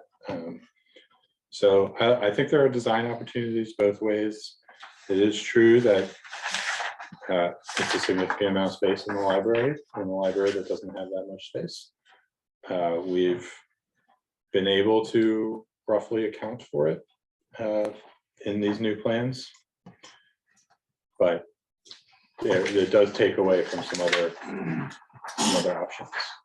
So this is where the blue and the green meet, is where the 2 feet is. exactly, yeah. So there's gonna be like, I imagine, a couple steps for It's like people that don't three need steps, yeah. the ramp. Yeah. Sorry, Lisa. And you're saying with the ramp, it has to be that long because of the compliance. Yeah, a ramp Okay. cannot be steeper than 1 to 12. Okay, but to Kat's point, if we already have the compliance with the elevator, can we do a non-ADA compliant ramp for wheeling books that's shorter and steeper? I don't believe so. right? No, there's, That's a good question. It's never been considered. I'm gonna say no, but I'll look it up. I mean, Because you have basic building code requirements too on ramps. Yeah. You know, if you're in an industrial area, you might see something that mhm. for a specific use. I think if there was, sorry to interrupt. But where this is meant to be used daily by staff, it probably still, that ramp slope is pretty standard for any ramp that anybody uses for any reason at all. Okay, I was just wondering if It's- like, you've seen before, like, almost like one of those pictures you showed us of the outside where there's steps. And then like over the whatever couple of feet of one edge, there's like just a ramp. So you can go up the steps or you can go up the ramp, and it wouldn't be quite as, just wouldn't take up that much space. I think if and- we theoretically had some sort of like non-compliant ramp, we would have to put a gate Yeah. or a door on it somehow so that Public building, yeah. only So it was like staff staff could use only. it. So there would be additional variances Okay. or something. How do you required. get books and stuff upstairs now? Lift. How do you carry them?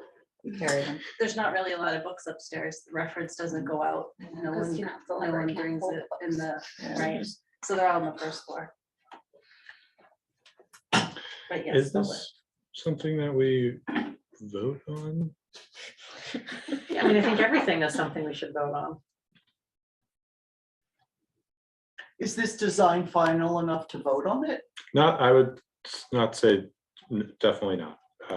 But the ramp is a key part of this design. It's a massive part of the circulation that we need to work with. And so, But wasn't someone last time when we even discussed like putting shelves on the ramp, they said, no, you can't have anything on the ramp. It needs to be completely free of obstructions. Am I understanding that incorrectly?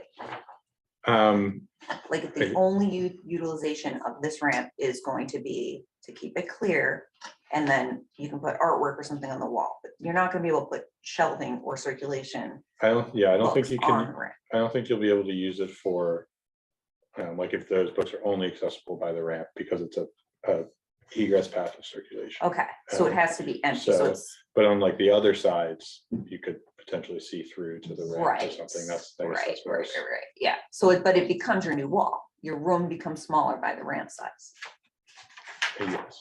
I just wanna make that very clear. This is tough because I know, everyone makes good points.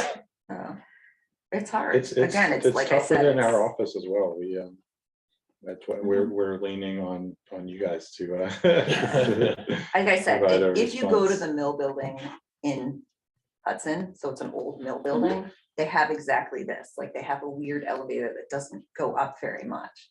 But again, I'm sure it's like a compliance Mm-hmm. thing, but we still go up, we do, and it's labeled the same kind of like, an L and a 1 and whatever, but my point last time was like, if you're in a stroller from the front door, you're still gonna get in the elevator, because you're gonna wanna go up to the children, so you're not gonna even take the ramp. You know what I mean? Right, Like, you're right, just gonna go right into the elevator and go up to the second floor.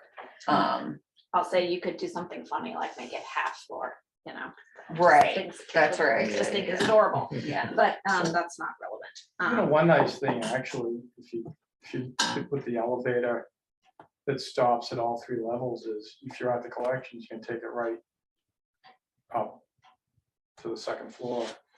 Versus if if you need to use an elevator in collections, you don't have the elevator, you gotta go down the ramp around to where the other elevator would be. So if you have one elevator and you don't have a ramp, it's gonna give people who can't use stairs better access from collections to the second floor. So is that, everything has its pluses and minuses. But I mean, the staff notwithstanding, Go ahead, Lisa.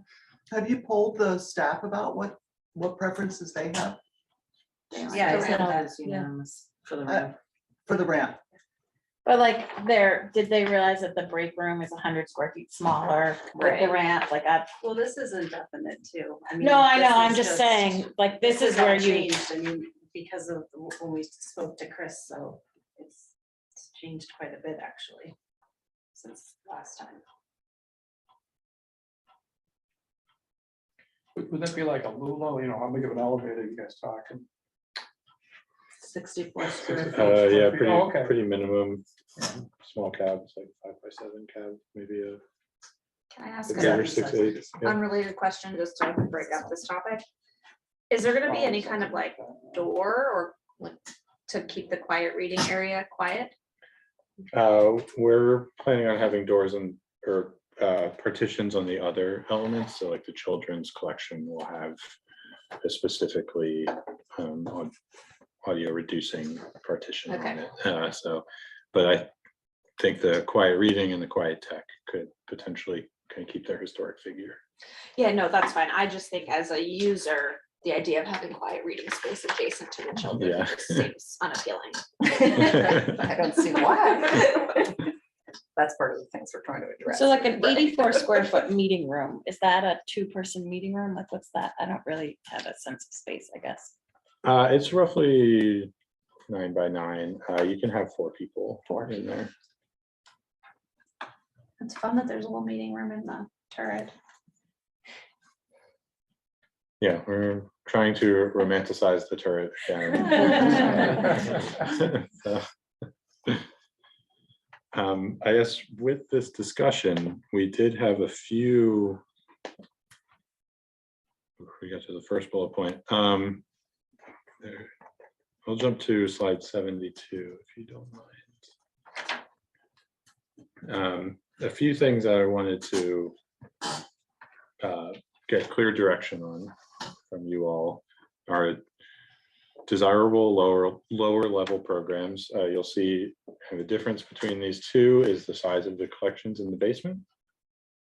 There are, on the option on your left, there's quite a bit of program space, meeting rooms, teen lounge, break room.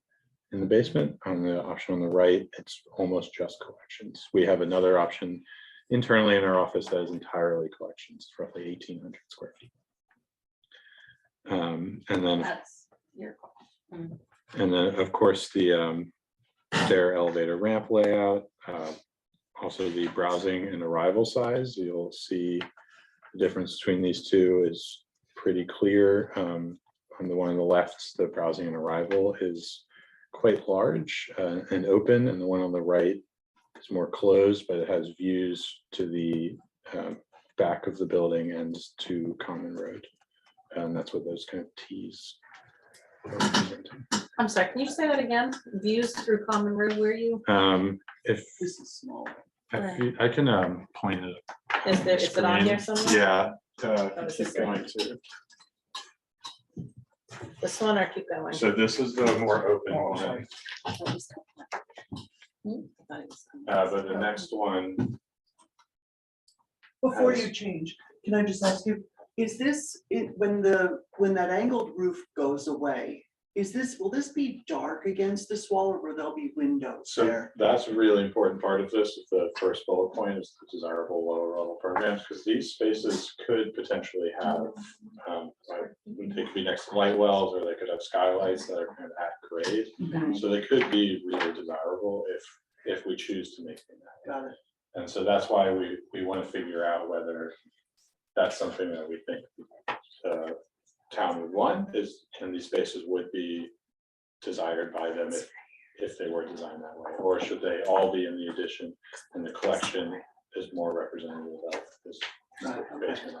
So Morgan had also asked, collection space wise, and Ben and Andrew asked us about that, and so we give them the latest state reporting numbers of what we have in the collection, in the physical collection.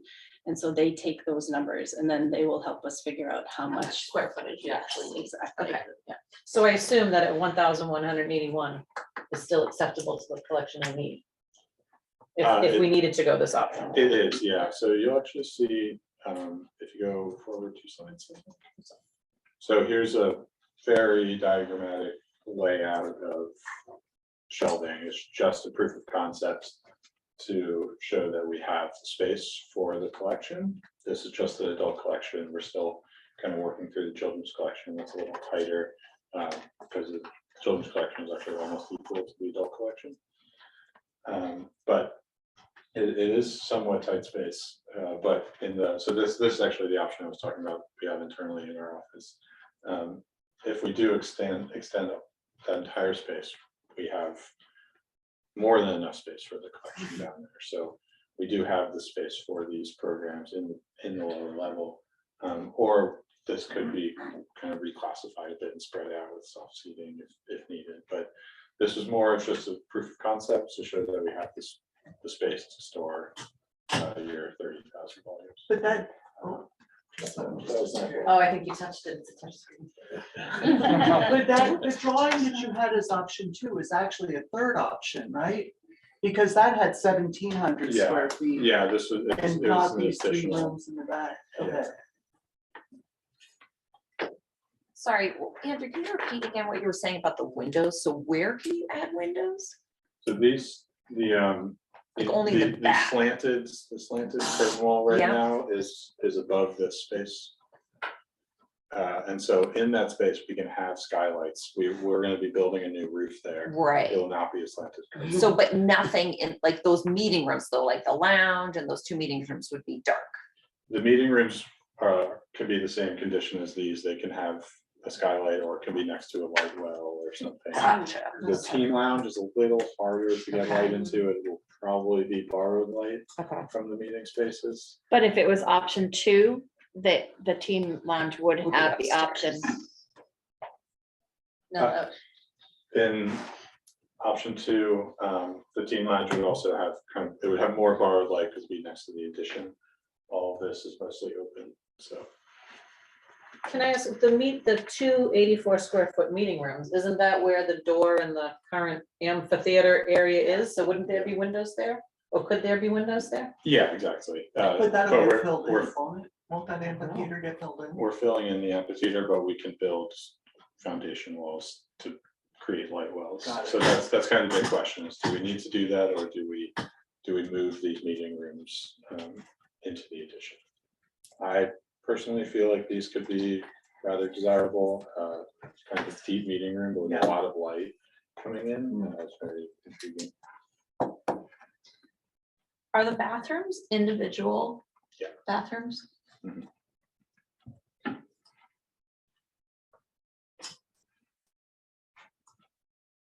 Denise, if you wouldn't mind going back a slide.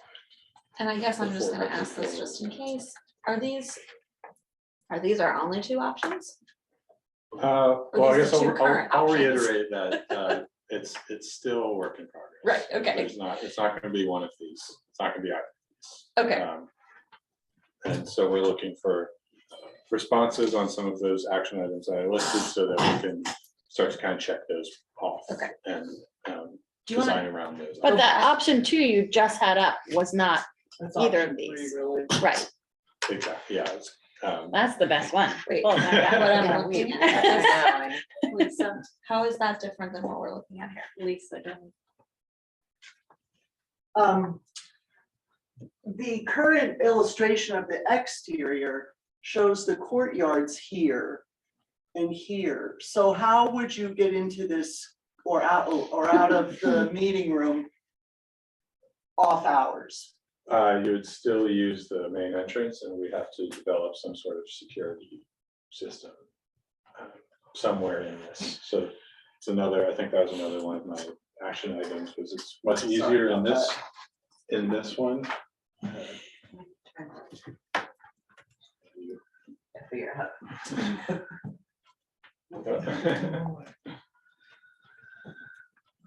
Maybe, yeah.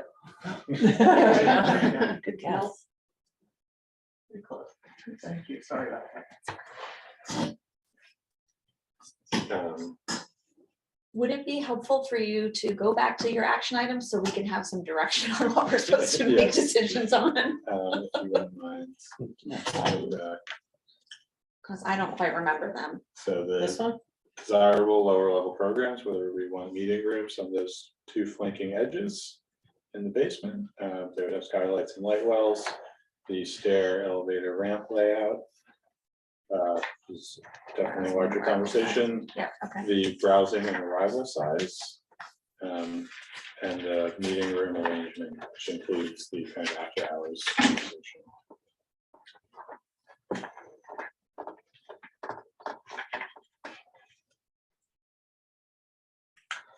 When you talk about the separation for nighttime use of the space, what is that?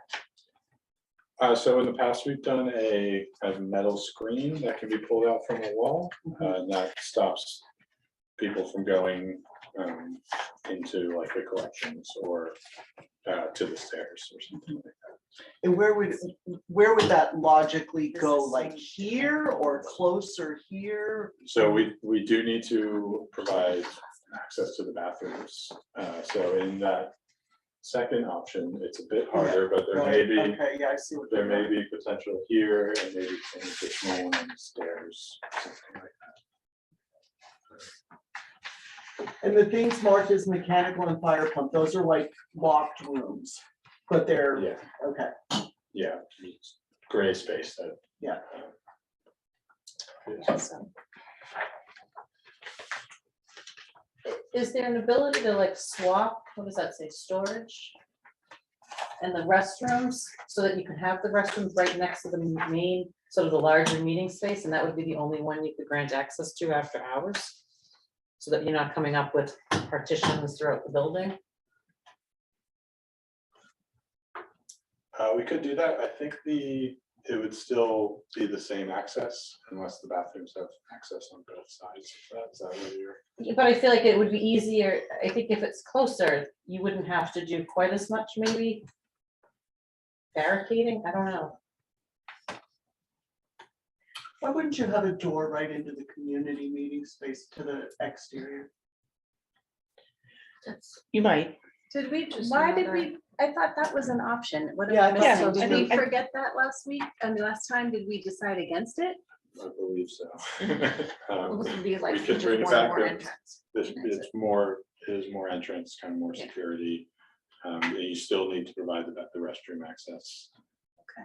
But would you be Well, able then it's to not have, using would the you be able room, to it's have a weird that somebody wall else could open the door there and that get into is the somewhat comparable, outside. whether it's doors or whatever, if there was courtyard space outside of it? That It wasn't would about disrupt the entrance, but was more about when people are in the community space, like during the day, that you could open up Yeah, in that's, and out. possible. It's like the West Branch. That's so nice. Yeah. I Yeah, think the what we back said there. no to was the entrance coming through the community space. Right, as I like think the that's what we regular talked about, and entrance. then we didn't like that coming in Right. through When it through was the here, meeting yeah. space and then having to keep that open during the day. We thought that was sort of, I don't remember saying no to an exterior door, just into the separate larger meeting Into the- space. But I mean, That's great. the problem would be, like, you'd still have to open the rest of the space for access to bathrooms anyway. Right? So Yeah. like, I just Well- feel like if I was having a meeting in the community meeting room, I wouldn't want people to just be able to open the door. You want them to go in. The door to do what? Yeah. To If you leave the have- building? To come in, like, if they thought that's the way they could come into the library while you're in the middle of a meeting, that feels really Yeah. disruptive to me. But Like, I think that could stay locked during the day. It's only, Can yeah, you wouldn't need the meeting space unlocked, the library would be open. from like an exit during a, Entrance wise. Yeah, It you could wouldn't need- still you could be an exit, it exit. could be a push exit if you needed an emergency access, but I don't think you would keep that unlocked at all. It's only when there's meetings in there after hours that you could unlock it and make it accessible to meeting space. I think it would be nice to have like a way to pair that community meeting room to like the exterior play, like space, like if you had, you know, again, not things that are, but like, you know, if you had glass sliders on those doors, for example, then you can have your meeting space, plus you can take advantage of the patio space. If you have larger programming, you can kind of use the two, like if you're having a fundraiser or an event that has, you know, something happening inside and then people are milling about outside. I And don't if- know, it's just, to me, that might be nice, like a nice way to Yeah. take advantage of the And if the courtyard wraps wrap around a little this. further. Exactly, we like, said, so to it me, could I would connect. put lots of doors, lots of like openness between the outside and the inside with that community space. Like, I think, again, it probably depends on how you're using it, but if you're locking the doors and then there's no partition, but to have the ability to open that space up, I think would be really nice. If you're not able to go on the tour, go online and look at the West Branch Library West that they Branch, did. Because you're describing exactly what's happening at the West Yeah. Branch in Somerville. It's Yeah. beautiful. It's a beautiful That's, I mean, I space. love like that kind of like inside to outside flow. It's just, to me, like a nice way to add more square footage to the building, right? Right. Like to take the most advantage of the space we have. Well, it activates that courtyard too, which is potentially a dead end space over there, so if Right. you have that flow in and out of the building possible, it makes that feel very different. Yeah. Just in the interest of time, do you want to like go over one of those points? We can kind of discuss it. So you want feedback on those 4 things before we leave tonight? Yes. Okay, Thank what's the you. first one? Let's do the basement rooms, the meeting rooms in the basement and the break room or the break room in the basement. Do you think meeting sorry, rooms? tell You me say that- low- what's the lower question? level. Lower Yeah, level, sorry. sorry, was I saying something else? You said basement, I'm thinking Sorry, back to low- the new basement. we were talking about. No. Lower level. Can I ask a question is, do we want light in there? Can I ask a quick question? Yes, Does collections mean reference as well? it'll just be stacks of books. Oh, okay. I think the Well, reference is in the The quiet reference reading. is up here. Oh, it's up on the second floor. Yeah. Because I like the idea of the little room right next to reference if you're grabbing stuff, you're looking stuff up. And me, I don't need windows because that just distracts me. It's me. You know, I know sometimes like to be in the cave. But What's the You have a- question about the meeting room and the break room space? So those spaces will be somewhat unique because they'll probably have like a skylight above them and that will be the only form of light coming in. Or they'll be below grade with a window out to a light well, which is basically a pushed out foundation wall. Okay, And so we are wondering whether that it's too is- dark. is For those something that, things. yeah, something that you feel could be worth to have, or should the meeting rooms just be in the addition and we expand the collections out and we tighten the addition? Okay, well, my opinion is for a meeting room, since I mean, no one's talking, so I'm gonna go. The meeting room space, that's for, you said 3 or 4 people working. I don't think it matters if it's dark, because you're there to study, you're there to work. If you need the Wi-Fi, if there's a skylight, that's cool. I don't see the problem with that. Personally, that's my vote. Break room might be different, because if they're really taking a break, they might wanna have like some actual sunlight. Where's the break? Oh, break room, thank you. Is this fire pump room what the fire chief wanted external access to, or is that something different? So in that option, we took the ones at face value and are just providing interior access. In the other option, there could be access through the rear directly, but it'd be a little harder in that, the one on your left. So there could be stairs down in the back. I'll offer that on the lower level of option 2, I think having the fire pump room in the addition, which is really the gross source of daylight, that could go in a corner someplace that's dark, to my mind. Agreed. I think that you want to have as many things in that open area where daylight will be readily available, rather than a closet. I agree. Yeah, I think like anything like storage and work and fire pumps and all that kind of stuff, like Right. moving as much of that to the left side. Like, is this workroom and LOT storage flexible? Can we swap that with the break room sort of, so that the break room The- has the light? The important part about the workroom location is that it's directly adjacent to the circulation Yeah. desk. And I'd Yeah, rather 'cause it's that more of have a windows processing. rather than. the Gotcha, break room. gotcha. Oh, Oh, I got it. didn't even see that there. Okay, yeah. I mean, I think if there, I like the option 1 browsing and arrival, because it's open and Yep. spacious. I feel like there's so much Yeah. crammed into option 2 at the Yeah. lower level, that then you are taking away sort of the. Plus, there's gonna be a lot of like angles because of the walls, and Right. isn't this is where you'd have your library of things, which is growing, and Yeah, I agree. The stairs are gonna be open. It's not gonna be it doesn't have to be an enclosed space, right? For No, fire it safety. doesn't. Currently, to the best of our knowledge, we can keep it open. I think option 1, where you have the meeting rooms and the break room, is great. I agree. Yeah, I would. And we determined that we wanted to have the teen area and the children's collection very separate on purpose, right? Yes. Okay. And can the mechanical room and the fire pump room be butted up against each other and move the break room towards the open space? Well, you can't move the mechanical room, it's already there. It's the. Oh, it's that same space, got it. You could Okay. I switch thought the it was break room getting- and the fire I pump thought room it was getting possibly, over right? that. Okay.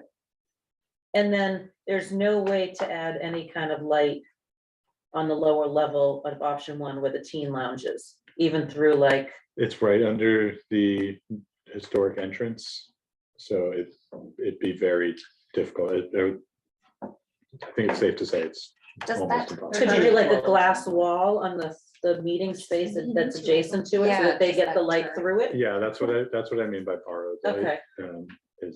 That's what we would aim for at least. Can I ask a question? So does that turret, that meeting room that's 111 square feet, does that have windows?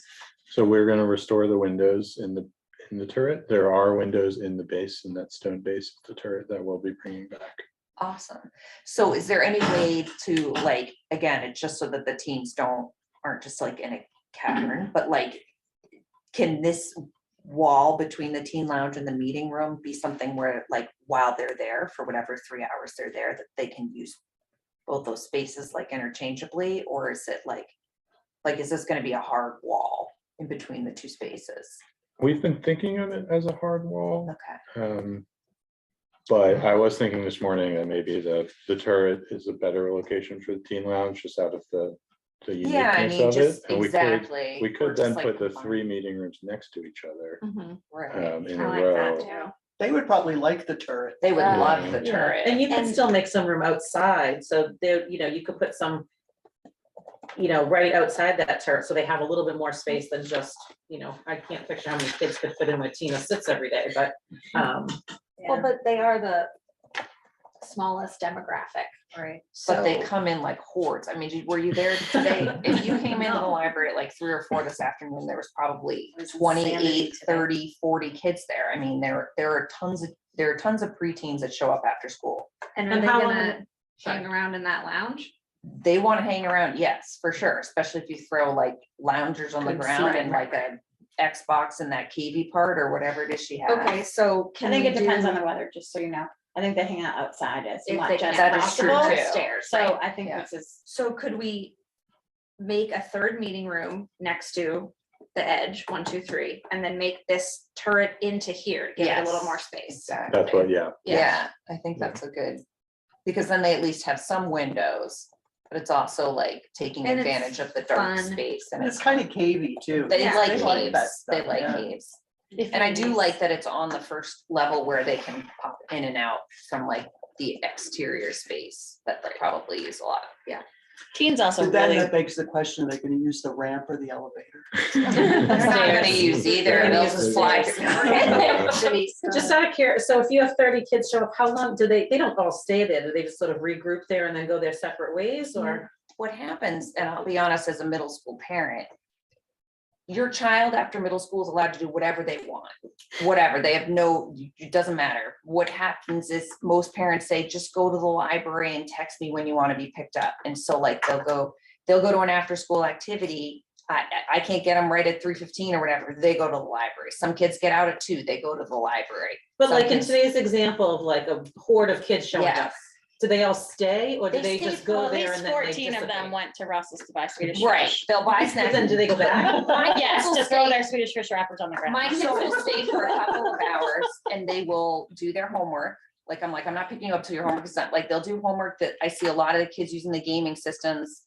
You know, they like to hang out, they like to chat, so they're loud, you So they know. could use the meeting space too. They If there was a could. whole, if they're doing homework and just sort of sitting there, they don't need sort of the loungy area. They could go Teens into the- really like to have spaces that are not defined for them to use. Like they want to be, they want to be the users of the library between 2 and 4. Like they're gonna define every space in there as theirs if they can. They are. That's just how teens are. Like you don't tell a teen what to do and where to Well, go. right, That but you makes gotta them not make it wanna go appealing there. enough that they want Just- to. Right? Right.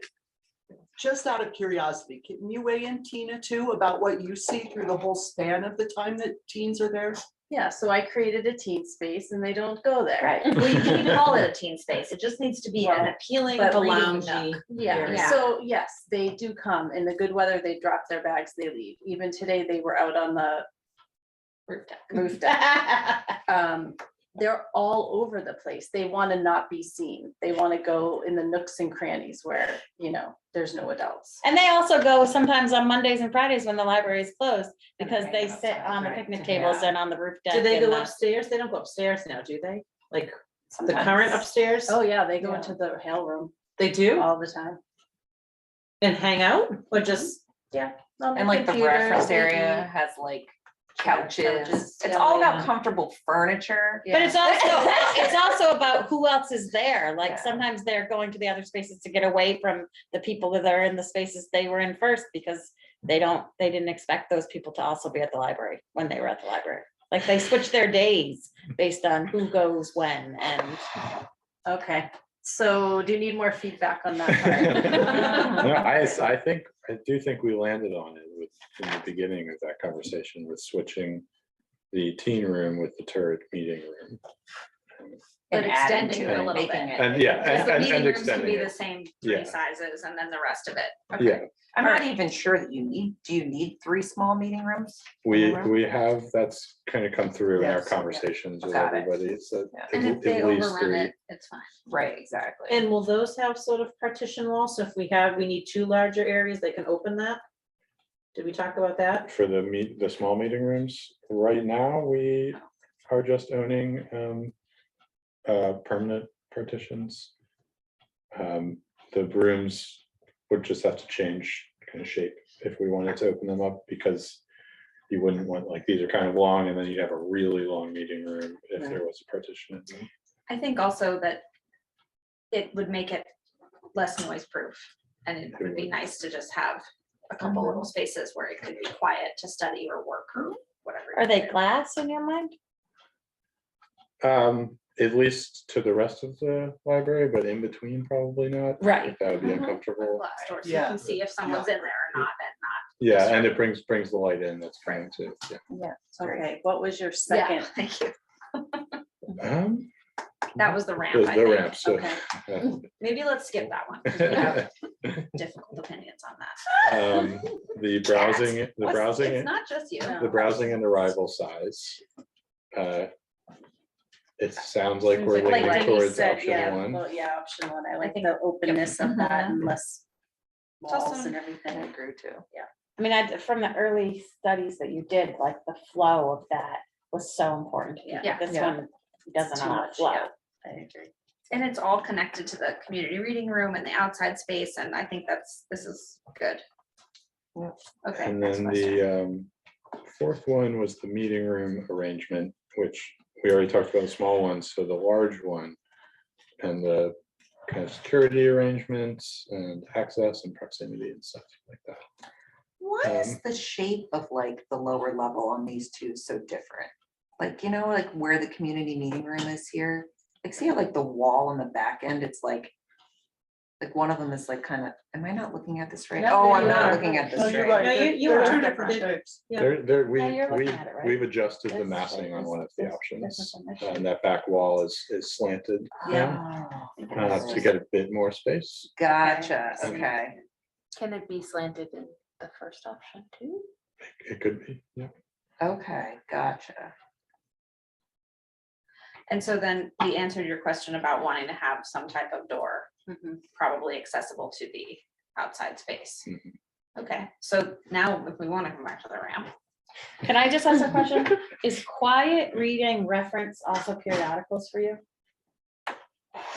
Yes, Yes, and is that a big population? Like, yes. yes, it is. That's who I think will use that space the most. Yeah. But that's like really a be lot a of lot of people like reference. before noon, maybe that come in and read the newspaper at and that night. type of thing. And Yeah, after dinner, yeah. come in, one or two, it's not droves, but yeah, that's what I envision that But space. that's because there isn't a quiet space now. I think you might see a real increase in people coming to the Yeah, that's library. true too. I go to Maynard because it's impossible to work in our own library.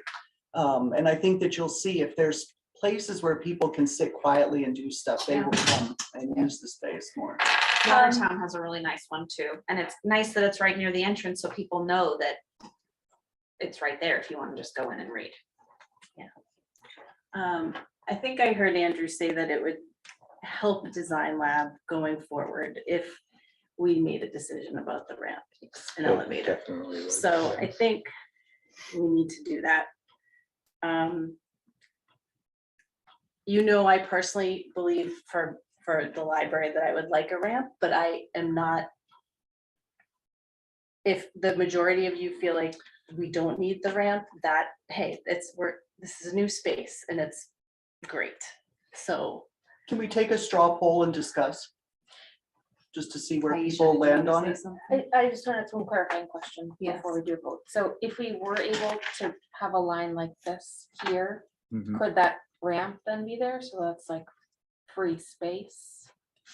So if Yeah, this line was like that, could this then be the ramp?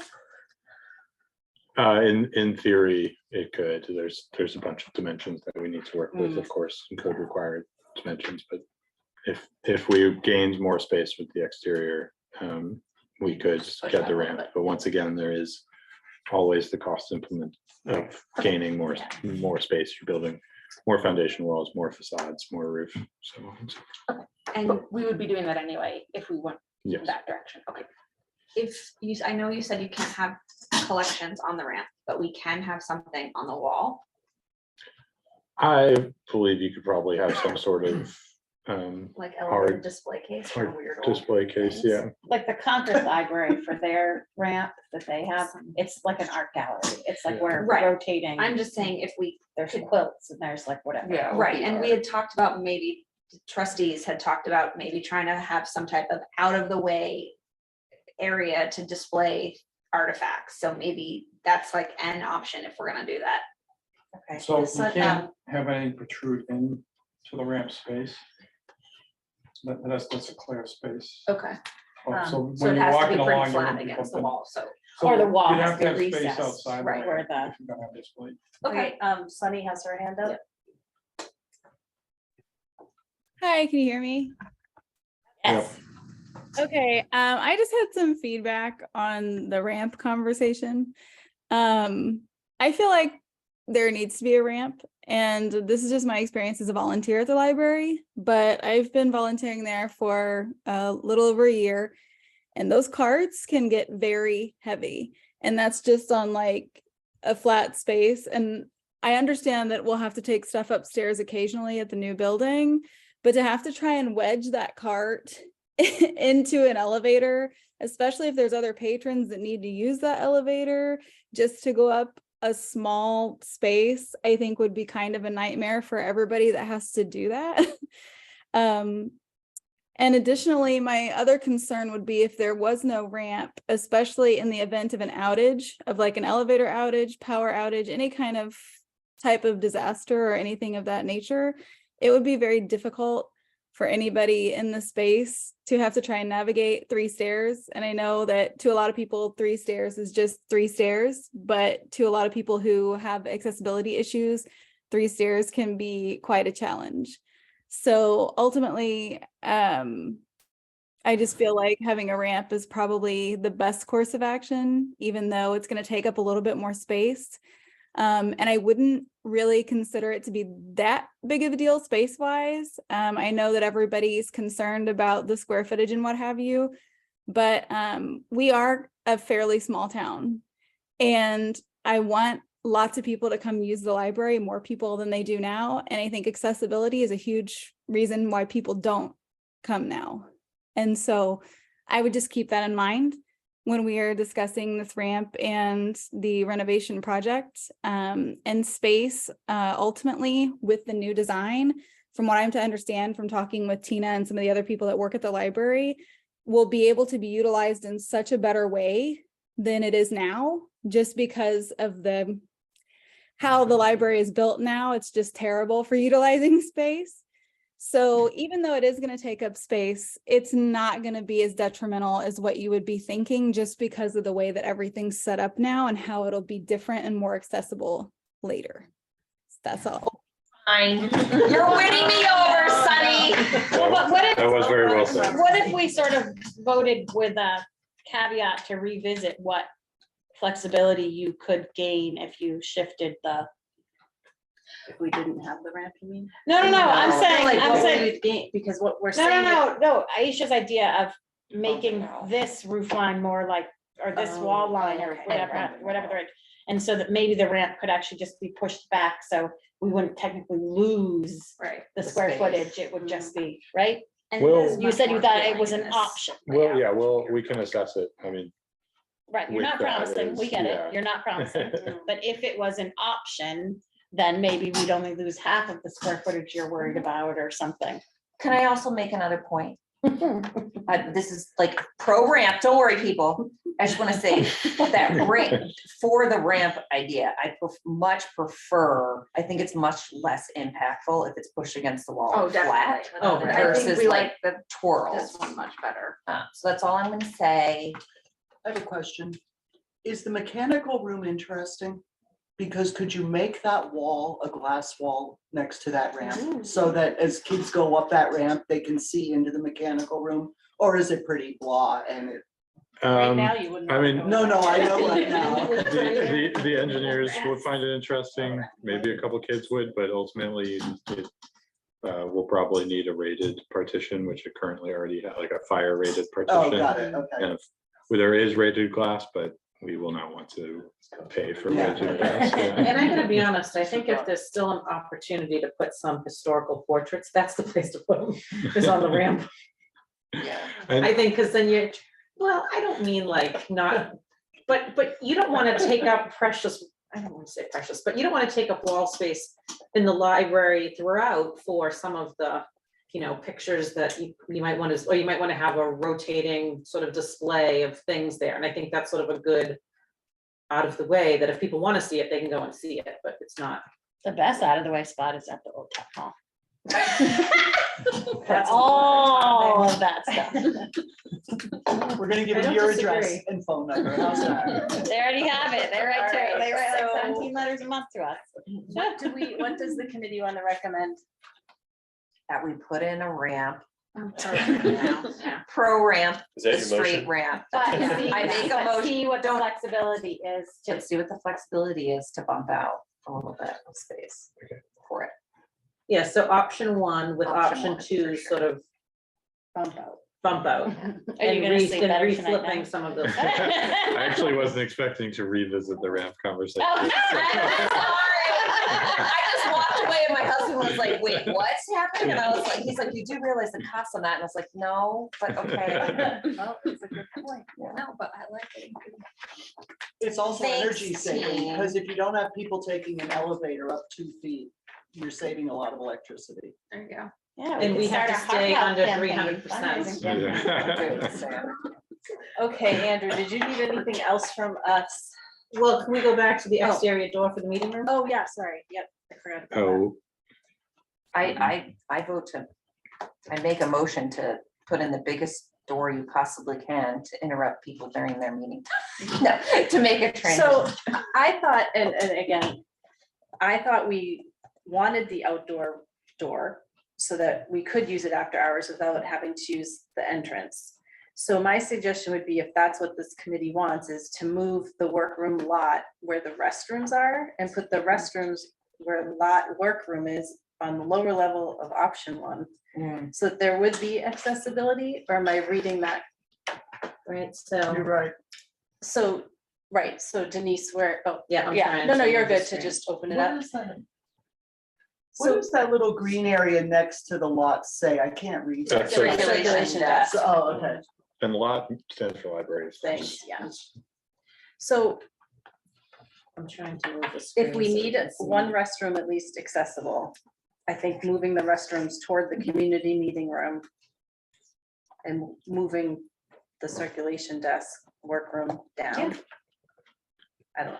Well, because I think, where would you, so inside the browsing and arrival. Yeah. Area, where would you envision the door to the community meeting room? Because if you could put it closer to, you just said to swap the restrooms in the work lot? Because Right, then you could partition, you really could make a much easier partition. Yeah, To lock For off the after restrooms hours, in the meeting yes. space, so then you don't have to worry about all these weird chained gates or whatever. and you like know, the that. circ desk is still right there when you walk in, so Right. it's not like you're moving it. It's kind of nice maybe to be tucked in the corner a little bit. And then you can have the delivery drop right into the window, right into the workroom. So can I ask a question book about drop. that? You're not joking. I know, right want in that. that, right The into the locking workroom. versus, so like at the Shrewsbury Library, the area that you're allowed to access after dark has totally separate like alarm system, all that other stuff. And so everybody that uses it is trained to arm the alarm, right? Like, are we gonna have a different alarm system for people that use it in the evening? Because Please. That would be Or great. it's sometimes it's like, oh, I'm sorry, were you meaning to enter it or? no, so like it, at the Shrewsbury Library, it's like a wing essentially that you can use after hours, and it has 2 totally separate lockable spaces, so they're able to lock the whole library and just leave that one piece unlocked, and then they literally train the people who are allowed to use the meeting room to arm that portion. I was So envisioning the it most of the more- library is locked, but then they just have to rearm. I was envisioning more of like a gate of some sort on the inside. So that when we're like, say, this committee was gonna meet after hours there, the staff, when they left, would pull the gate down, so there's no access. I get that part, I totally understand that, but what about Maybe the I'm missing- alarm part for the whole building? You can't alarm just the portion, or maybe you can, that's what I'm asking, Oh, like, I see. I can didn't you think- just alarm the portion inside of the gate? And then the meeting room stays unalarmed and the person alarms just that area when they go, like, that's the whole thing with. yeah, it's a great with question. these- And And that's why a lot of libraries we'll talk hesitate, about like it, in yeah. Concord, they built it, but they haven't done anything with it yet, because they haven't wrapped their mind around how to let people, like, what is the swearing in process to let the people Right. Yeah. alarm and That's a de-alarm discussion and we're having. activate, whatever the right word is. Yeah. for Do we need turning an the alarm. alarm on just a meeting room? Can we No. alarm the Right. rest of the building? Yes. But can you just Can you not do that if alarm there's still people a in? bathroom and a meeting room and a little area between a bathroom and a meeting room, I don't know. right? Like it's a little complicated because it's not just the one space. Well, we will review that Yeah. with our low voltage engineers and I'll look what we did at West Branch for specifically for the alarm as well. Might be worth reaching out to So- Shrewsbury too, just because And they have it all I worked out. wrote down Shrewsbury has unique security systems. so- I mean, they have much more space, like their whole, I mean, it's Our just. library would fit in that So addition. is there Yeah, anything but else about the community meeting room access that we need to? Yeah, I think that was the exact answer. No, but I like Kat's idea. of- Yeah, I like. I mean, maybe not sliding glass doors, I don't know, Right. but some type of glass door that you could open, that you could be indoor, outdoor experience if you Yeah. have something larger. Exactly. The only other thing I'll say about the community meeting room is some libraries that are creating this space, thinking that after hours groups will use it, are putting internal storage systems inside the meeting room, which I know takes up some of the space of it, but some of the theory behind this is like a knitting club would be there every Monday night. And for the users of the knitting club to be able to have a place where they leave their stuff, so that, I'm just saying that's the trend for some of these spaces, for people that use them regularly, the In, robotics club, those are the. Not store stuff. In the other option, we had a storage space that was directly adjacent to the community meeting room, but that was for like movable furniture. So you could switch out the furniture for a lecture or for the Yeah. comfortable furniture for when the teens want to use it or something like that. Does it have to be locked storage space? Or just space, like a cupboard? Well, are you envisioning just like a wall, like? I'm Like just, in a I'm not, kitchen? I'm not necessarily saying it's necessary. I'm just saying a lot of libraries that are creating spaces like this are putting someplace that the clubs that use these Yeah. spaces week But after does it week. have to be locked? I don't think So so. you could do something as simple as putting in like a buffet against the wall where there's cupboards or things underneath, and then you also have a built-in table if anybody puts refreshments out. That might solve. Which we are planning on including a counter and a sink. in the community Yeah. space. Can we sink in there too? Okay. And can I ask another question about the spacing over here? So restrooms and this library thing storage those are all on an exterior wall. I know. And there's no window, I'm assuming you can't have windows into this lobby area. If those are taking up that exterior wall Where are you space. That's I was thinking that That's one of too. those things about this is that corner is kind of the prime corner of that. So I was really happy when somebody mentioned switching the workroom with the restrooms so that at least the workroom gets that corner. And then we could open up that corner because the workroom doesn't require, and Tina, correct me if I'm wrong, but it doesn't require privacy. Can I have like, Obviously, so you could have light come all the way through that space. Right, in Can I fact, ask- that's, yeah. Good Right. question. Can you put the restrooms anywhere you want at this point? Like, can Pretty you? much. Well, just yeah. like, so say instead, like, say you moved your stairs closer to your elevator, like, could you take those two restrooms and put them, you know, where it would be dark versus like in a corner of the building? But we wanted the stairs, so there's a lot of moving pieces, of course. The stairs are the there stairs. because then we get to share one staircase to move up all the levels. Right. Because then we just have the Yeah, two that's steps that you can go Yeah, around. yeah, so I see what you're saying. both. And then we can't lock off the meeting space if we move And the then, bathrooms. yeah, Right. Can the meeting room turn this way and then the restrooms go here? it could potentially like in the, And then this becomes the community meeting room? yeah. Yeah, similar to the, Can you, I Previous can't options. see what you're pointing Oh, at. I'm sorry. That's So okay. instead of a rectangle going horizontally, what if it went vertically? So like option two is meeting room space? Yeah, and Okay. then put the bathrooms over here somewhere? where that storage Right. Yeah. thing is, yeah. So you So still then get- there'd be like some light back here. mhm. And you would have potentially have more of an opening into the courtyard from that room too. It's a great idea. Yeah. Is there, to designate something a family restroom versus a restroom, is there like a square footage rule for that or no? It's like just stating it. Isn't that? just there's- with the changing thing? There's ADA requirements, which we hit with all of these restrooms. but then there's the baby changing station for families, which I believe will fit in any ADA restroom. It has its own clearances, but they can overlap. So, So size doesn't matter Size as doesn't long matter. as the baby changing station exists. yes. Okay. What do you think? Anything else? I thought that was on great. this Discussion.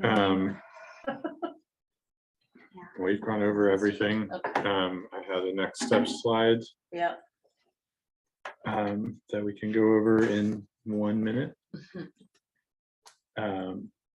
So we have Workshop 3. workshop 3 currently scheduled for 6:30. Actually, we will review that Yeah. time, I think, right, with Right. the, because of the exterior. I think it makes more sense to Yeah, give the exterior committee time. more time to actually Yeah. talk about stuff. What date You is don't that mean again? 6:30. Did you say 6:30? You meant 6 6 June? PM. No, Oh, sorry. not June 30th.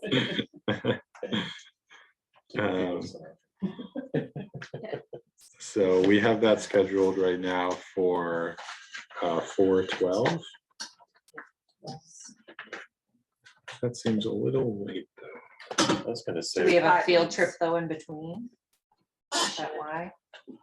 April 12th, fire, isn't it? might need to meet more frequently to get some of these decisions made. Yeah. Yeah, that's 5 weeks from now. So we will review, I think we scheduled that one out because of the estimate. So that we could start DD with a workshop, but we will review that timeline tomorrow, I think. So we'll hear And- from someone about the date. Yeah. Sorry. Sorry, jumping to my slides. And then we will schedule the field trips as well. I wanted to, I already told you I will be developing the schematic design drawings with all of these comments in mind, and then at the next workshop, we will review again, and we'll continue to massage everything together. With the schematic design drawings, we'll get an estimate made, so we'll generally know how spot on we are or how dead off we are. And then we're gonna start design development pretty much right from the get-go.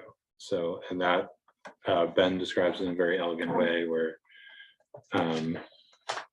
SD is designing the building, DD is kind of designing the room, and then CD's construction documents are designing the object.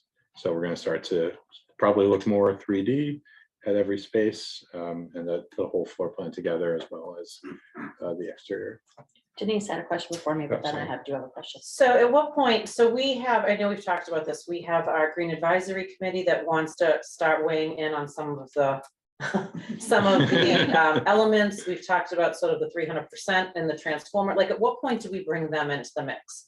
DD is a perfect time okay. to bring them in. Okay, because I've sort of said it's still too early, but I don't want to go too late and then be like, oh, now we need to loop them in. Yeah, so I think after kind of the first quarter of DD is probably a great time, once we've settled a little more on these discussions, and we can start to ramp up the engineers a little bit more on what they're supplying for this and specing for this. Okay, because there are some grant opportunities that we potentially could qualify for, depending on what we're doing for sustainability and green Okay. efforts. So we're trying to figure out what we can apply for or what we would be eligible for.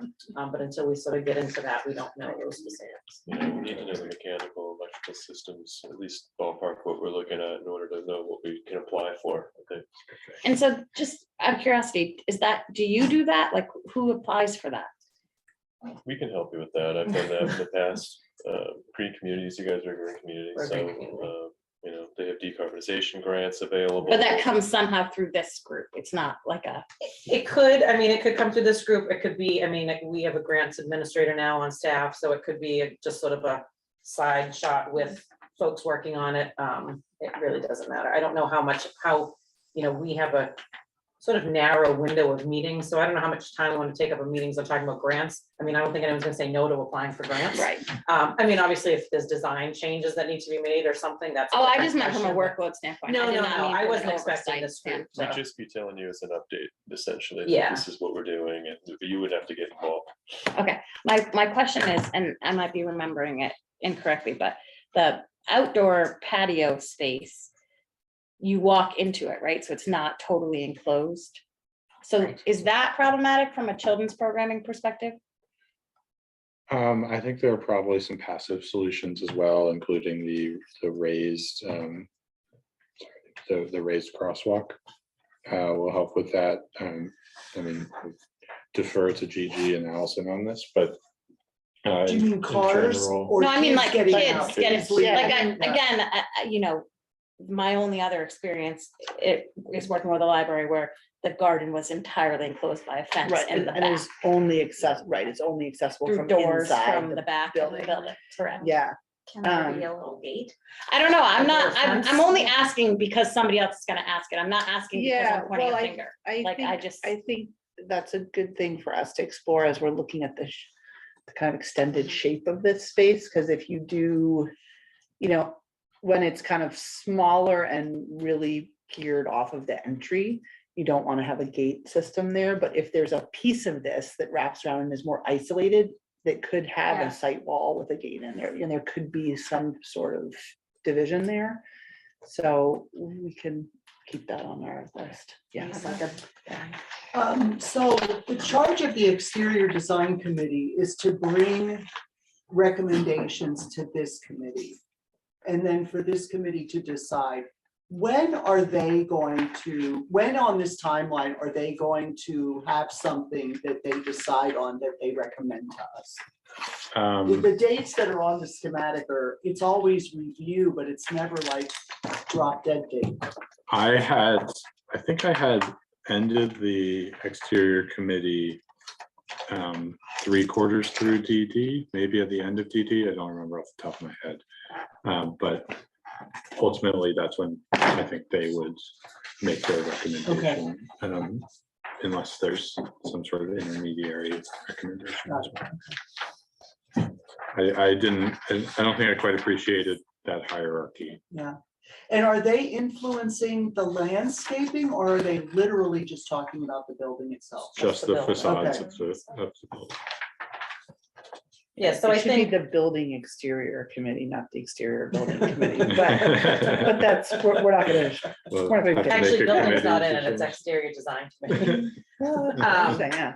And I think that's why Tina and I talked that we need to start adding sort of a separate meeting, because there is community outreach that will, so we need time to let that committee do some work outside of sort of these conversations to get some support and look at designs and be able to do that work.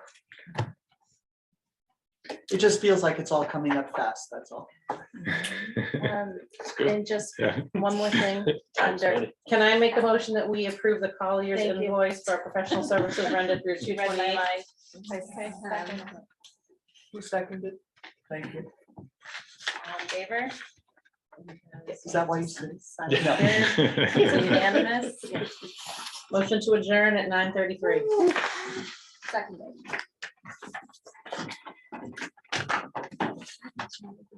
Thank you all. Thank you, everybody. That was really helpful. Thanks, Sunny. Like one of those.